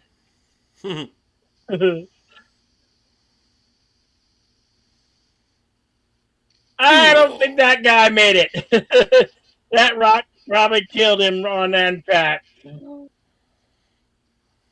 Cracked its skull like a egg.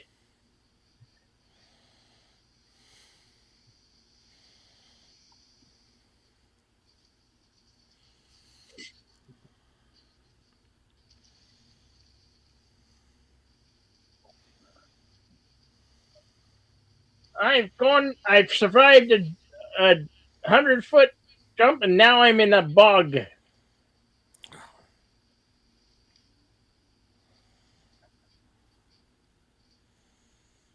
We now return to Southern Comfort, already in progress.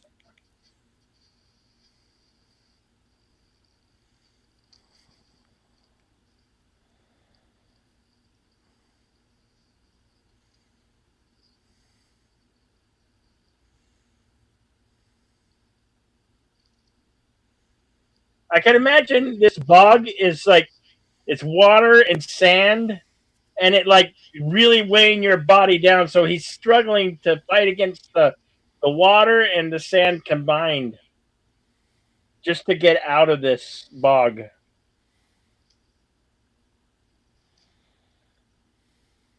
Kind of like being pushed down by your two evil brothers. Like, stay down in the bog. Heavy because of all that sand and water together. Nah, it's not Swamp Thing, Kronos.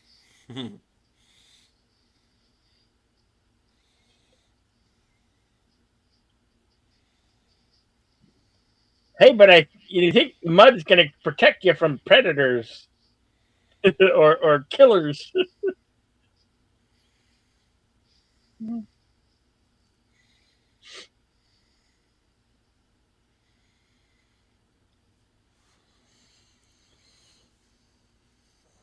Jaguar paws real come to the realization I own this forest. This is my forest. I Mm-hmm. rule. I'm king here.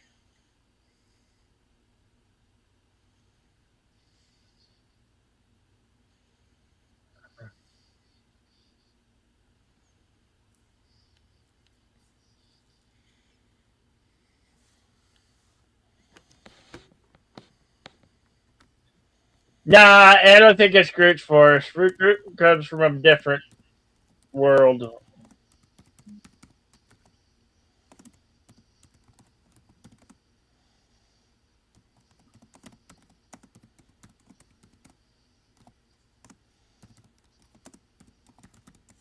That is a hornet's nest that he is carrying in this giant leaf.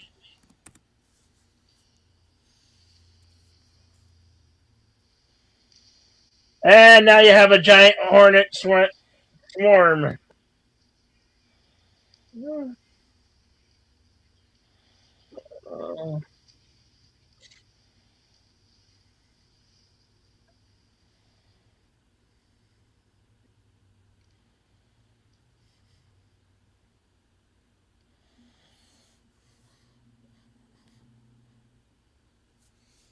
There's that same stalagmite that injured her son.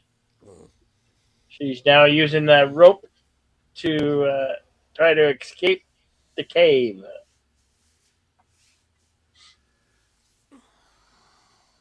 At first, I thought it was a sinkhole, but you could see that it's a cave Mm. that's just in the ground.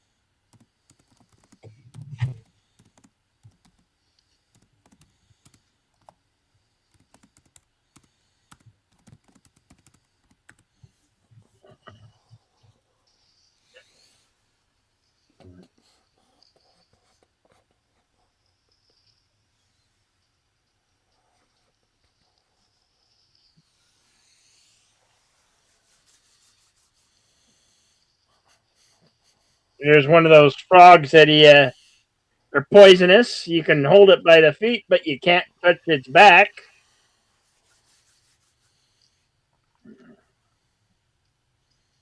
His backs have a high toxin for if a predator eats it. Try to put it in its mouth. A nice little Yeah. protection that frog has.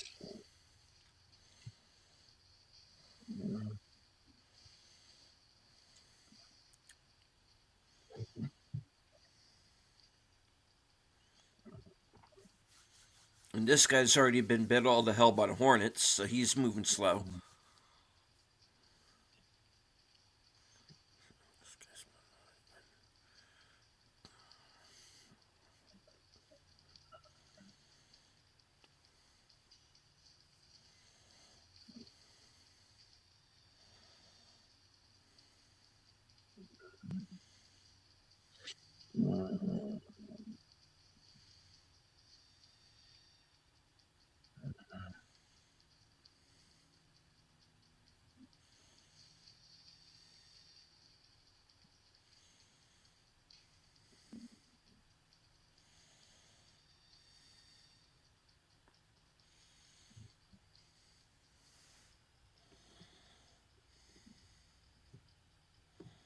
He's just waiting for one of his hunter warrior friends to come along.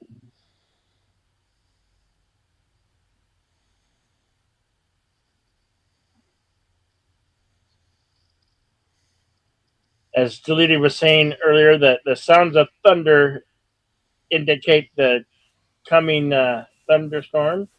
Mm-hmm. So that's why we're back here. This is a race against the clock to save his wife and child.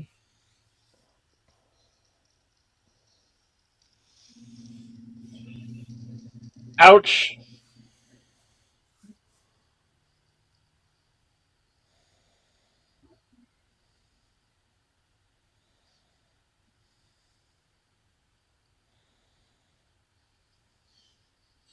Uh-oh, baby's coming. Baby wants to come.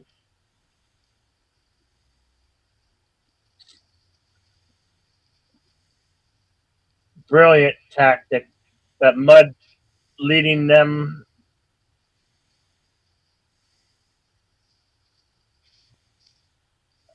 right in the jugular, and then the shoulder, and in the head. Yeah, this guy's toast. Three darts, poison darts. He's got a lot of poisons running through his body.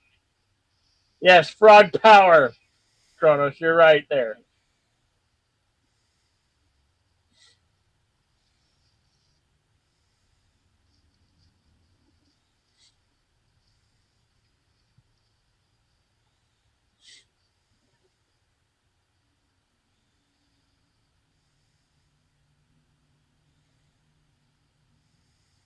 Ah, he's staring them down.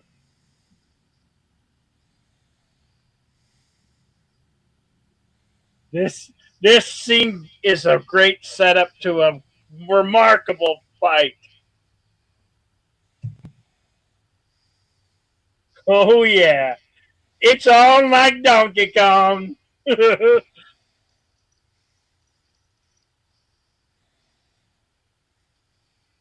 determination of Jaguar Paws is so fierce.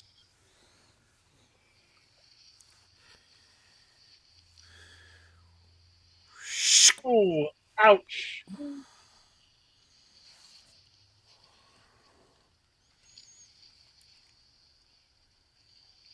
John Woo slide.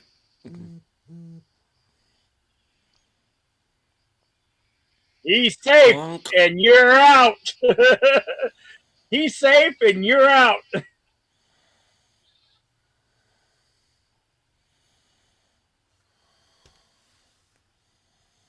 Look, I love it. The blood just gushing out of his head from that one blow.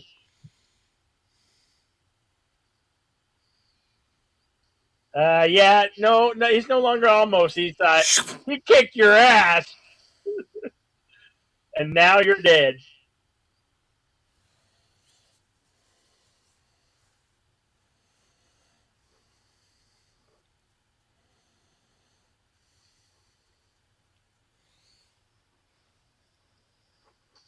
Oh, you should have kept the weapon though.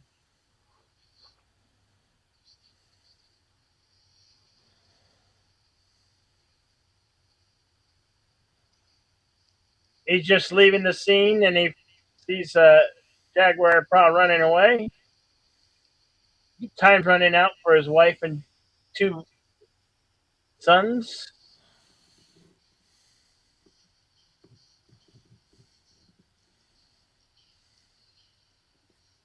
Well, you thought you were going to have a natural birth. Well, God's calling this one. It will be a water birthing,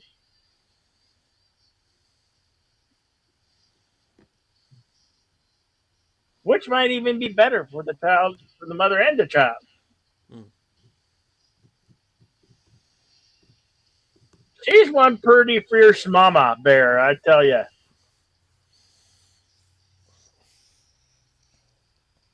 She, in her own right, has been through the ring of it and fighting this day of days.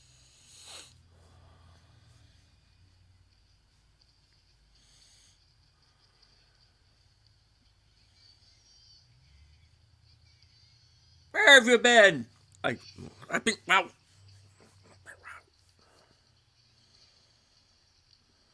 Well, I was taken to the city to be sold as a sacrifice, and then the gods came and spared me, and I got away. But I'm here now.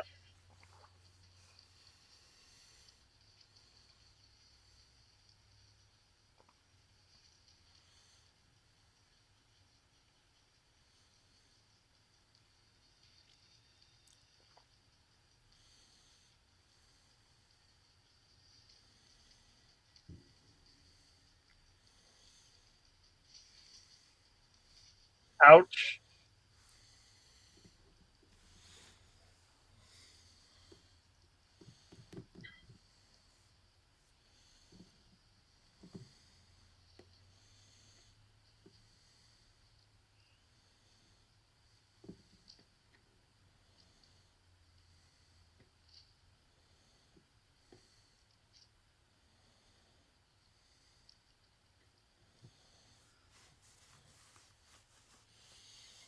There's that volcanic rock dagger. This is Mm-hmm. great.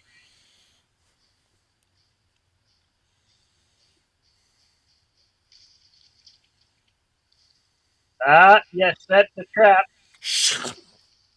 Oh, you ran into my boar trap or bear trap. Very effective.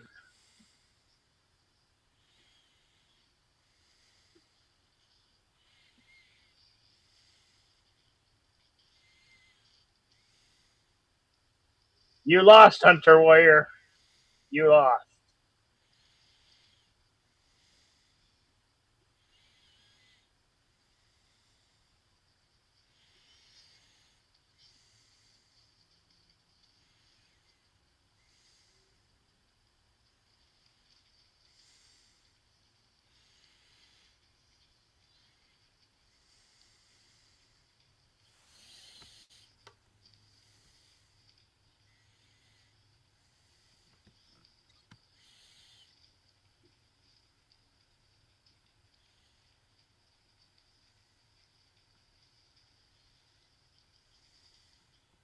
I believe there were a total of like nine or seven, or between nine or seven guys who started hunting Jaguar's boss. They're down to two. He's down to two men hunting him now. It hasn't worked out so well for the hunters now, has it? No.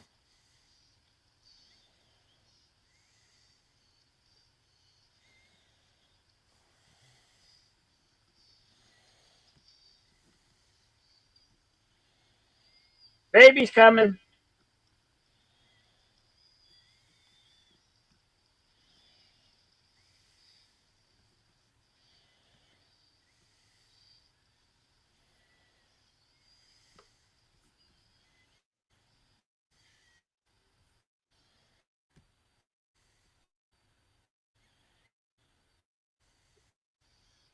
Baby's arrived.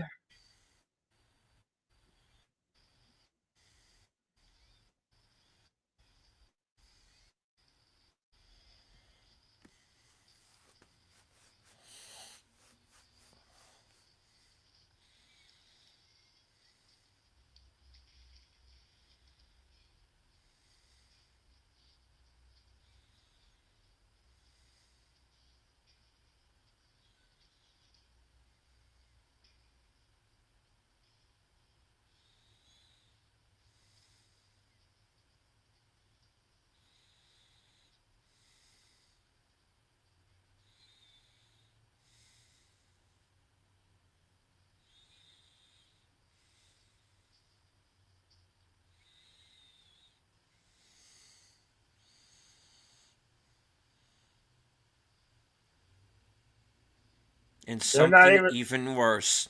Yep, men in really big ships, and they're coming to shore. The conquistadors have arrived.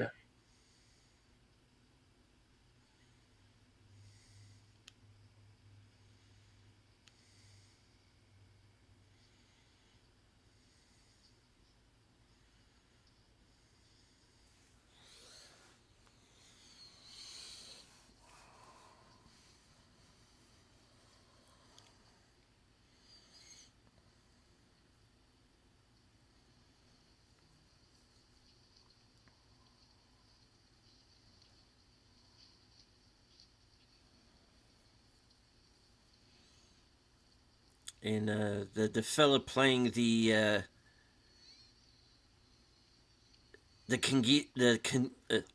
I can't even say it, conquistador.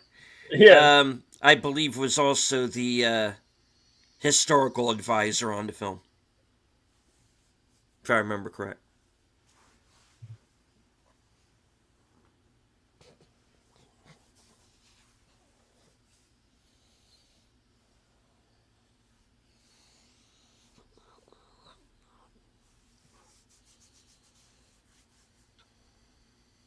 Him and his wife looked upon the Spanish conquistador ships.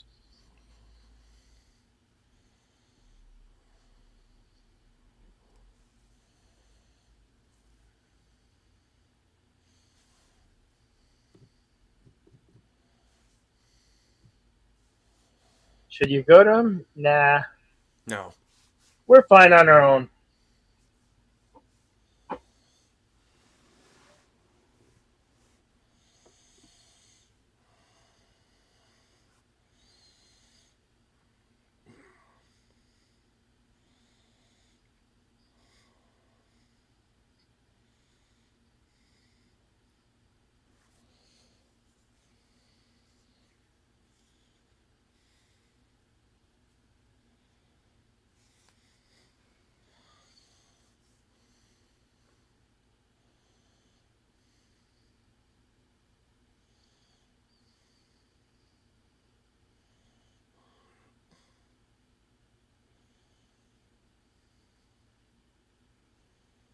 Now that was definitely a day of days for Jaguars.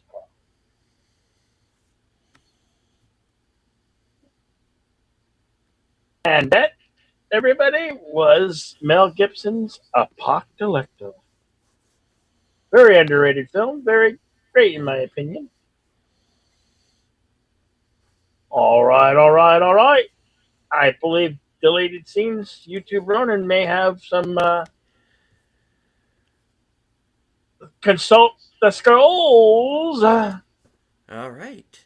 Well, Apocalypto was released December 8th, 2006 in the United States. Estimated budget of $40 million.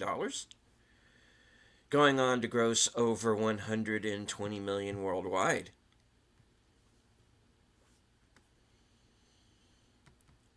Was nominated for 3 Academy Awards: makeup, sound mixing, and sound editing. Was nominated at the Saturn Awards for Best Director and Best International Film. Was nominated as a foreign language film at the BAFTAs. Outstanding achievement in cinematography at the theatrical releases, nominated by the American Society of Cinematographers. Nominated foreign language film at the Cinema Writers Circle Awards in Spain. Nominated Best Foreign Film, the Golden Eagle Awards in Russia.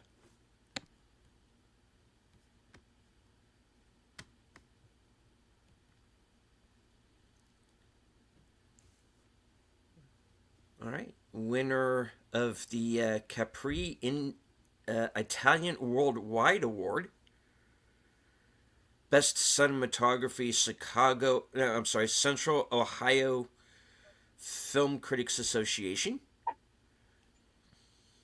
Nominated for Foreign Language Film at the Critics' Choice Awards. Nominated Foreign Language Film at the Golden Globes.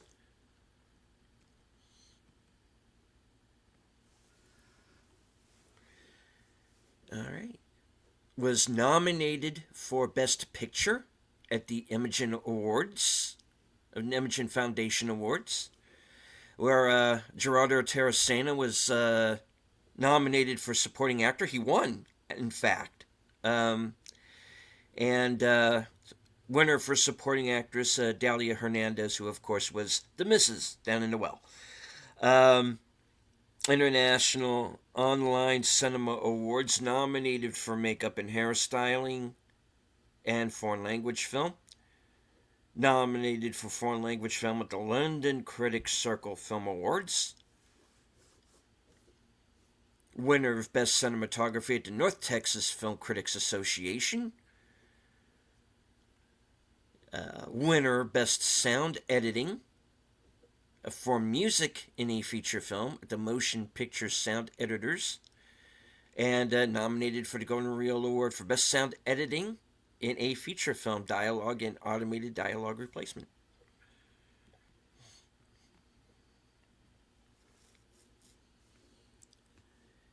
Uh, Winner of Best Makeup, De Primo Berenice, 2007.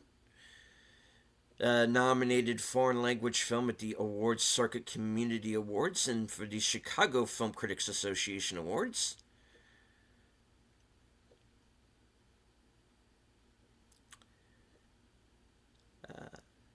Nominated for Best Foreign Language Film at the Dallas Fort Worth Film Critics Association Awards and won Best Cinematography. Winner Best Cinematography at the Phoenix Film Critics Society Awards. Nominated Best Foreign Language Motion Picture at the Satellite Awards. Nominated Foreign Language Film, St. Louis Film Critics Association. And second place, Best Non-English Language Film, the Utah Film Critics Association Awards.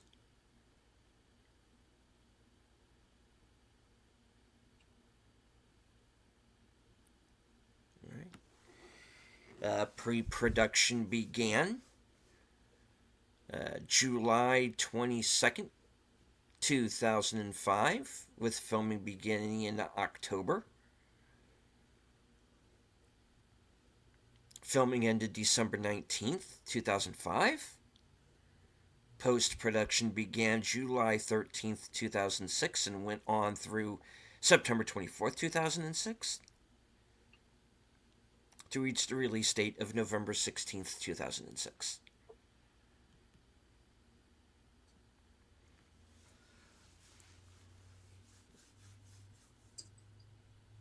Filming locations in Mexico, Sierra Madre del Sur, Oaxaca, Sierra Madre del Sur, de Chiapas, Catemaco, Veracruz, Los Tuxtlas, Veracruz, and a couple of other places I'm not even going to begin to try to pronounce, as well as St. Austell, Cornwall, in the UK.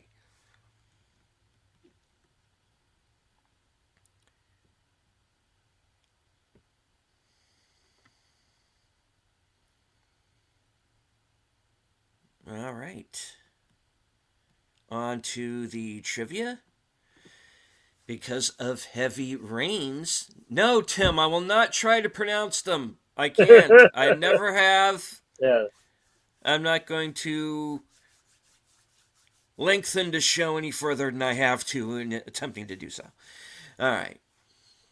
Because of heavy rains in Mexico, the release date moved from August 4th, 2006 to December 8th, 2006.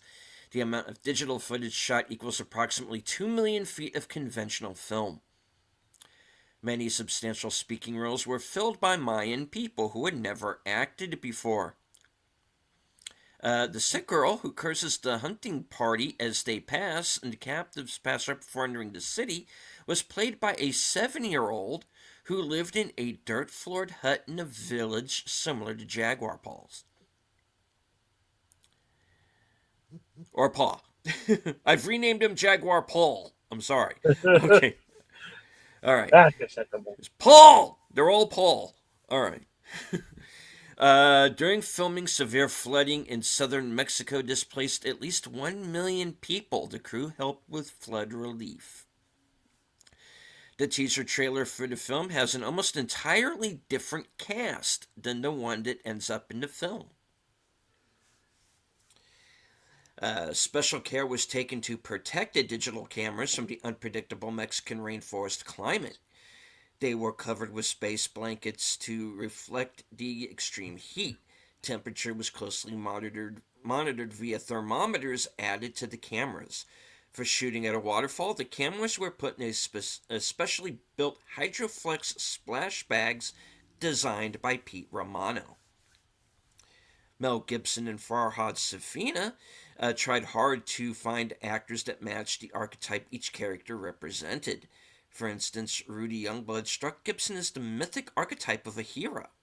Gibson saw that as necessary for people to identify with a foreign language film about an indigenous American culture in the 16th century. As a teenager, Mel Gibson was once called almost by an older boy, a deep insult that inspired the line in which a headhunter calls Jaguar Paw almost. Gibson makes a brief, nearly hidden appearance in the Apocalypto trailer. Click the pause button when the screaming monkey appears just after the pregnant woman, but before the solar eclipse, then use the left arrow button to step the video back frame by frame to the guys painted white. Step back another frame or two, and you'll see Gibson with a heavy beard smoking a cigar. Now that I have to go back and look for. Yeah.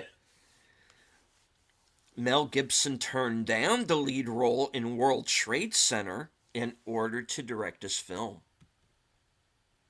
I think he made the wise choice.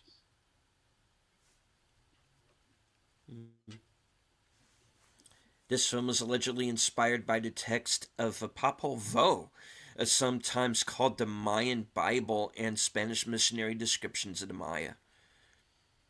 Raliba was originally offered the part of Hanging Moss, but turned it down due to time commitment needed in Mexico and a commitment to another film that was in production.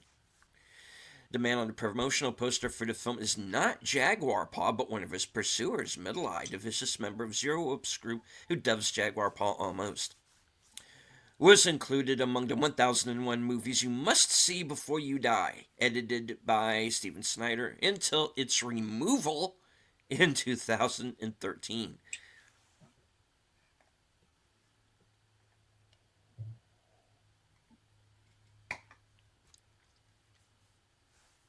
Assholes. Anyway, when the tree is cut down, nearly falling on the slaving party, Zero Wolf says, "Hey, I'm walking here." It's a throwback to the reference to Ratso Rizzo's line in Midnight Cowboy when a taxi nearly runs him over. And also, speaking Midnight Cowboy, that wasn't supposed to happen. Yeah, so, yeah. So Dustin Hoffman completely stayed in character and improvised that line. In Italy, the film was initially given a general admission rating along with a warning in most cinemas that the content was not suitable for children. Within 6 days of release, the film was officially re-rated not under 14. Mel Gibson claimed that Rudy Youngblood was genuinely running from the Jaguar, which was only kept from reaching him by a tether. Gibson added, "You can't train a Jaguar." Apocalypto was the last R-rated movie released under the Walt Disney banner. The quote at the beginning of the film reads, "A great civilization is not conquered from without until it has destroyed itself from within." W. Durant. At 63 minutes, there's an old man with laughing sickness. This refers to the disease Kokiri, a brain illness caused by eating human brains contaminated with prions. Ugh. The skull relief on top of the entrance of the firing range is the exact replica of an ornament from the classical Mayan period found in Palenque, Mexico.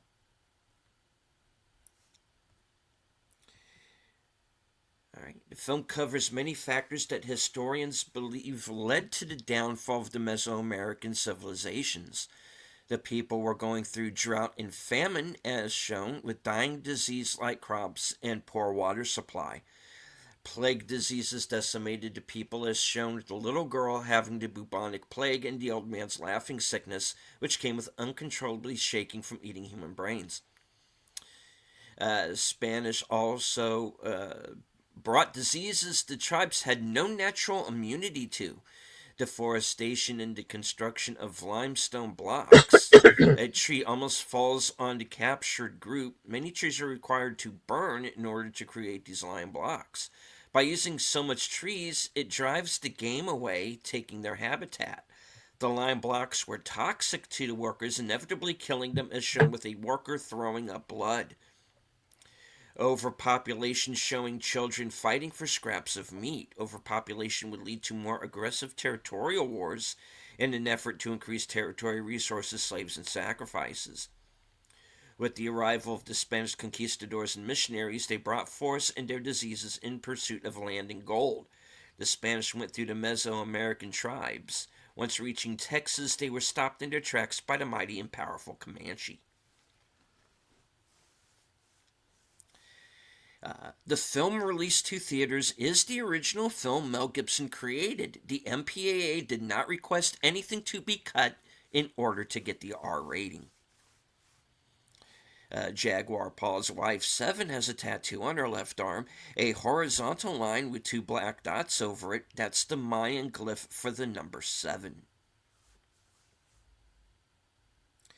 Despite being a box office success, this was not as successful as Mel Gibson argued it could have been because Disney pulled it from theaters. On the Joe Rogan Experience, Gibson elaborated Apocalypto had no stars. It was in another language and it came out the same weekend that had a film with Leonardo DiCaprio in it and another film that had Cameron Diaz in it. And those 3 films came out on the same weekend. The one with no stars in it and without the language won the weekend monetarily. It won the box office by a narrow margin. The second week out, Disney pulled the screens, and I thought that's funny because Apocalypto was another self funded project. So I guess that's another agenda. Maybe this distribution deal wasn't as good as the other ones, but it's a business. Yep. For the waterfall jump scene, Rudy Youngblood jumped in a harness from a 15-story building in Veracruz over about 10 takes. The shot was digitally superimposed over the real waterfall later. After Gibson harassed Youngblood about his initial fear of jumping, Youngblood got together with the stunt crew and goaded Gibson into taking a jump himself. While filming the 170-foot waterfall for Jaguar Paul's jump scene, a real cow that was trying to cross upstream went over the falls.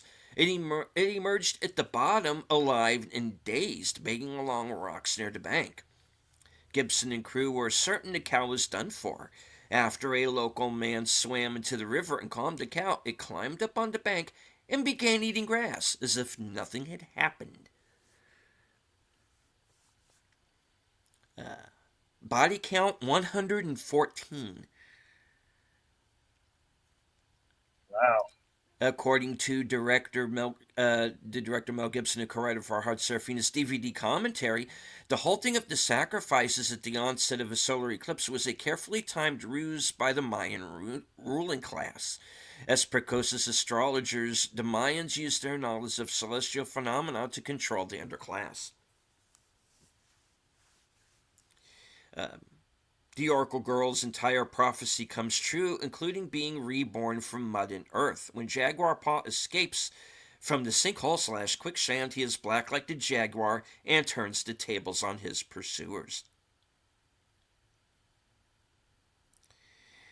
Jaguars generally do not kill humans, though there have been a few cases.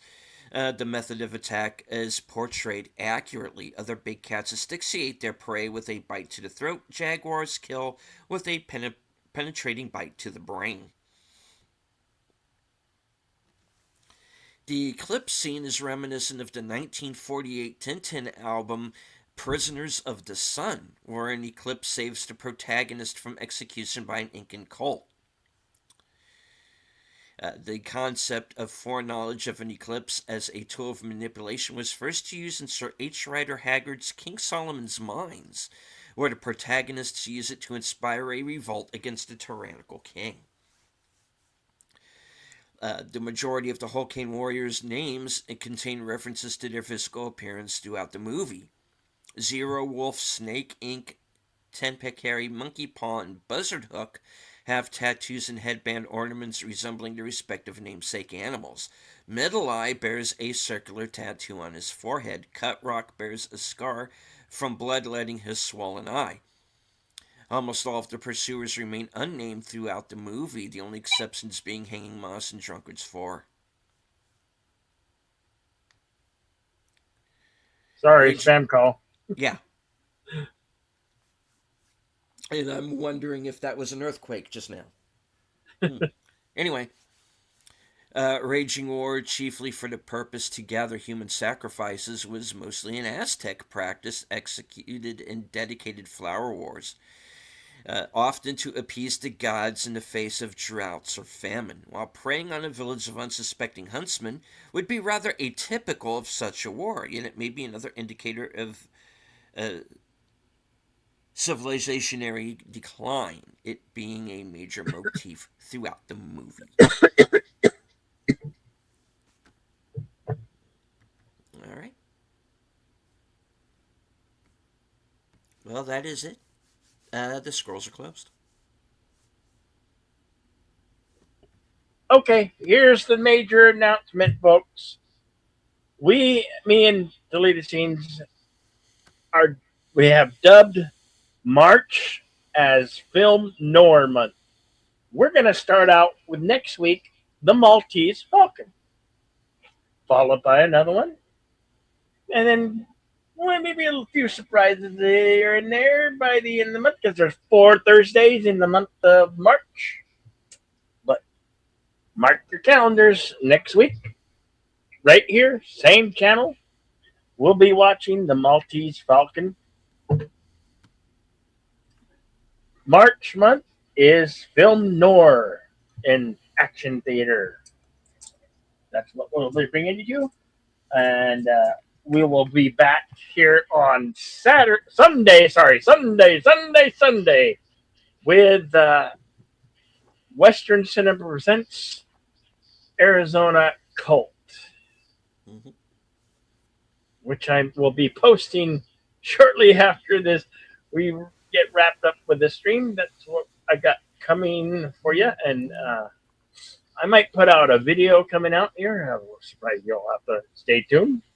And I might do another stream here, and you might see me on Films with Friends here or there, or at least in the chat. That's what I have coming up. What about you, Deleted Scenes? All right. Well, as for me, later on tonight at 11 p.m. Eastern will be my program Coming Attractions. Get to find out what I am going to be up to this weekend, up to and including, as I said earlier, my appearance on Films with Friends, along with Big Al Presents, and we're going to be watching Johnny Dangerously. Sunday at, of course, Sunday, Western Cinema Presents at 3:30 p.m. Arizona Colt will be the film, and let's see. Later on that night at 8 p.m. will be my program Unscripted, episode 141, entitled "In a Manner of Speaking," and I am going to be talking about the situation that took place at the BAFTAs, and I am going to be putting a strong language warning on this episode. Uh, it's I'm going to have to be kind of a little bit careful around a couple of other words, but there's going to be a strong language warning on that show, and I might not even monetize it for that reason. That Um, might be wise. yeah. So yeah, I knew someone who had Tourette's syndrome, and so I Oh, okay. understand what they had to go through. So I'm Right. yeah, and a couple of similar situations to what happened the other night. So going to be talking about that, and if I have time, maybe a couple of other topics along the way as well. Um, and later on that night at 11 p.m., my program Reserved Seats, episode 31. Writer Albert Lanier will be joining me once again as my guest. And we're going to be talking about the Oscars from the point of view of a journalist. So, very curious to see what he has in mind. And of course, Tuesday at 8:30, live from Sparkwood and 21, where we're going to be watching the next episode of Twin Peaks, the first episode after the pilot movie. So, yeah. And of course, join us right back here next Thursday. Same bat time, same bat channel. Yep. Film noir once begins with 1941's Humphrey Bogart film The Maltese Falcon. Yep. Looking forward to it. I hope you all enjoyed today. I know I had fun Mm-hmm. commentating this one. We hope you will come back and join us next week. Remember, Action Theater, we're mostly we have to be commentary only because we cannot show you these films here on YouTube because we're restricted by copyright law and the guidelines of YouTube. So please do come back. Tell friends, family members, share it out. Make Please leave us a comment that helps the algorithm, and we'll always remember to be excellent to each other. Party on, and we'll see you on the next one. Good evening, folks. Over to you, Dilly. All right. I do want to thank once again everybody who joined us on the live chat on Cosme. We had over 400 people watching us at one point or another during the course of the program. Awesome. Um, and that's just counting my side of the audience. Bill usually has as many more, if not twice as more as I do. So thank you to everyone who showed up, who listened in, even if it was only for a few moments. Um, every view is appreciated. Mhm. Um, do remember that please hit the like on both of our channels, share out the stream, say hello in the comments. If you like what you saw, please subscribe to both of our channels if you are Yes. new to the show, because we, like I said, we do this show every week. So And subscriptions are completely free. We guarantee we won't charge you a cent. yep. And we do have memberships on our channel, so there is Yeah. members only content.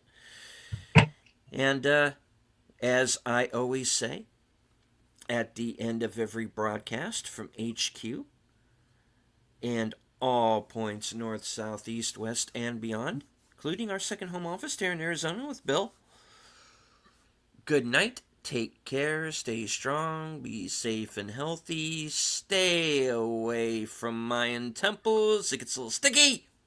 Yes. Don't look directly in the eclipse because you will go blind. Yes.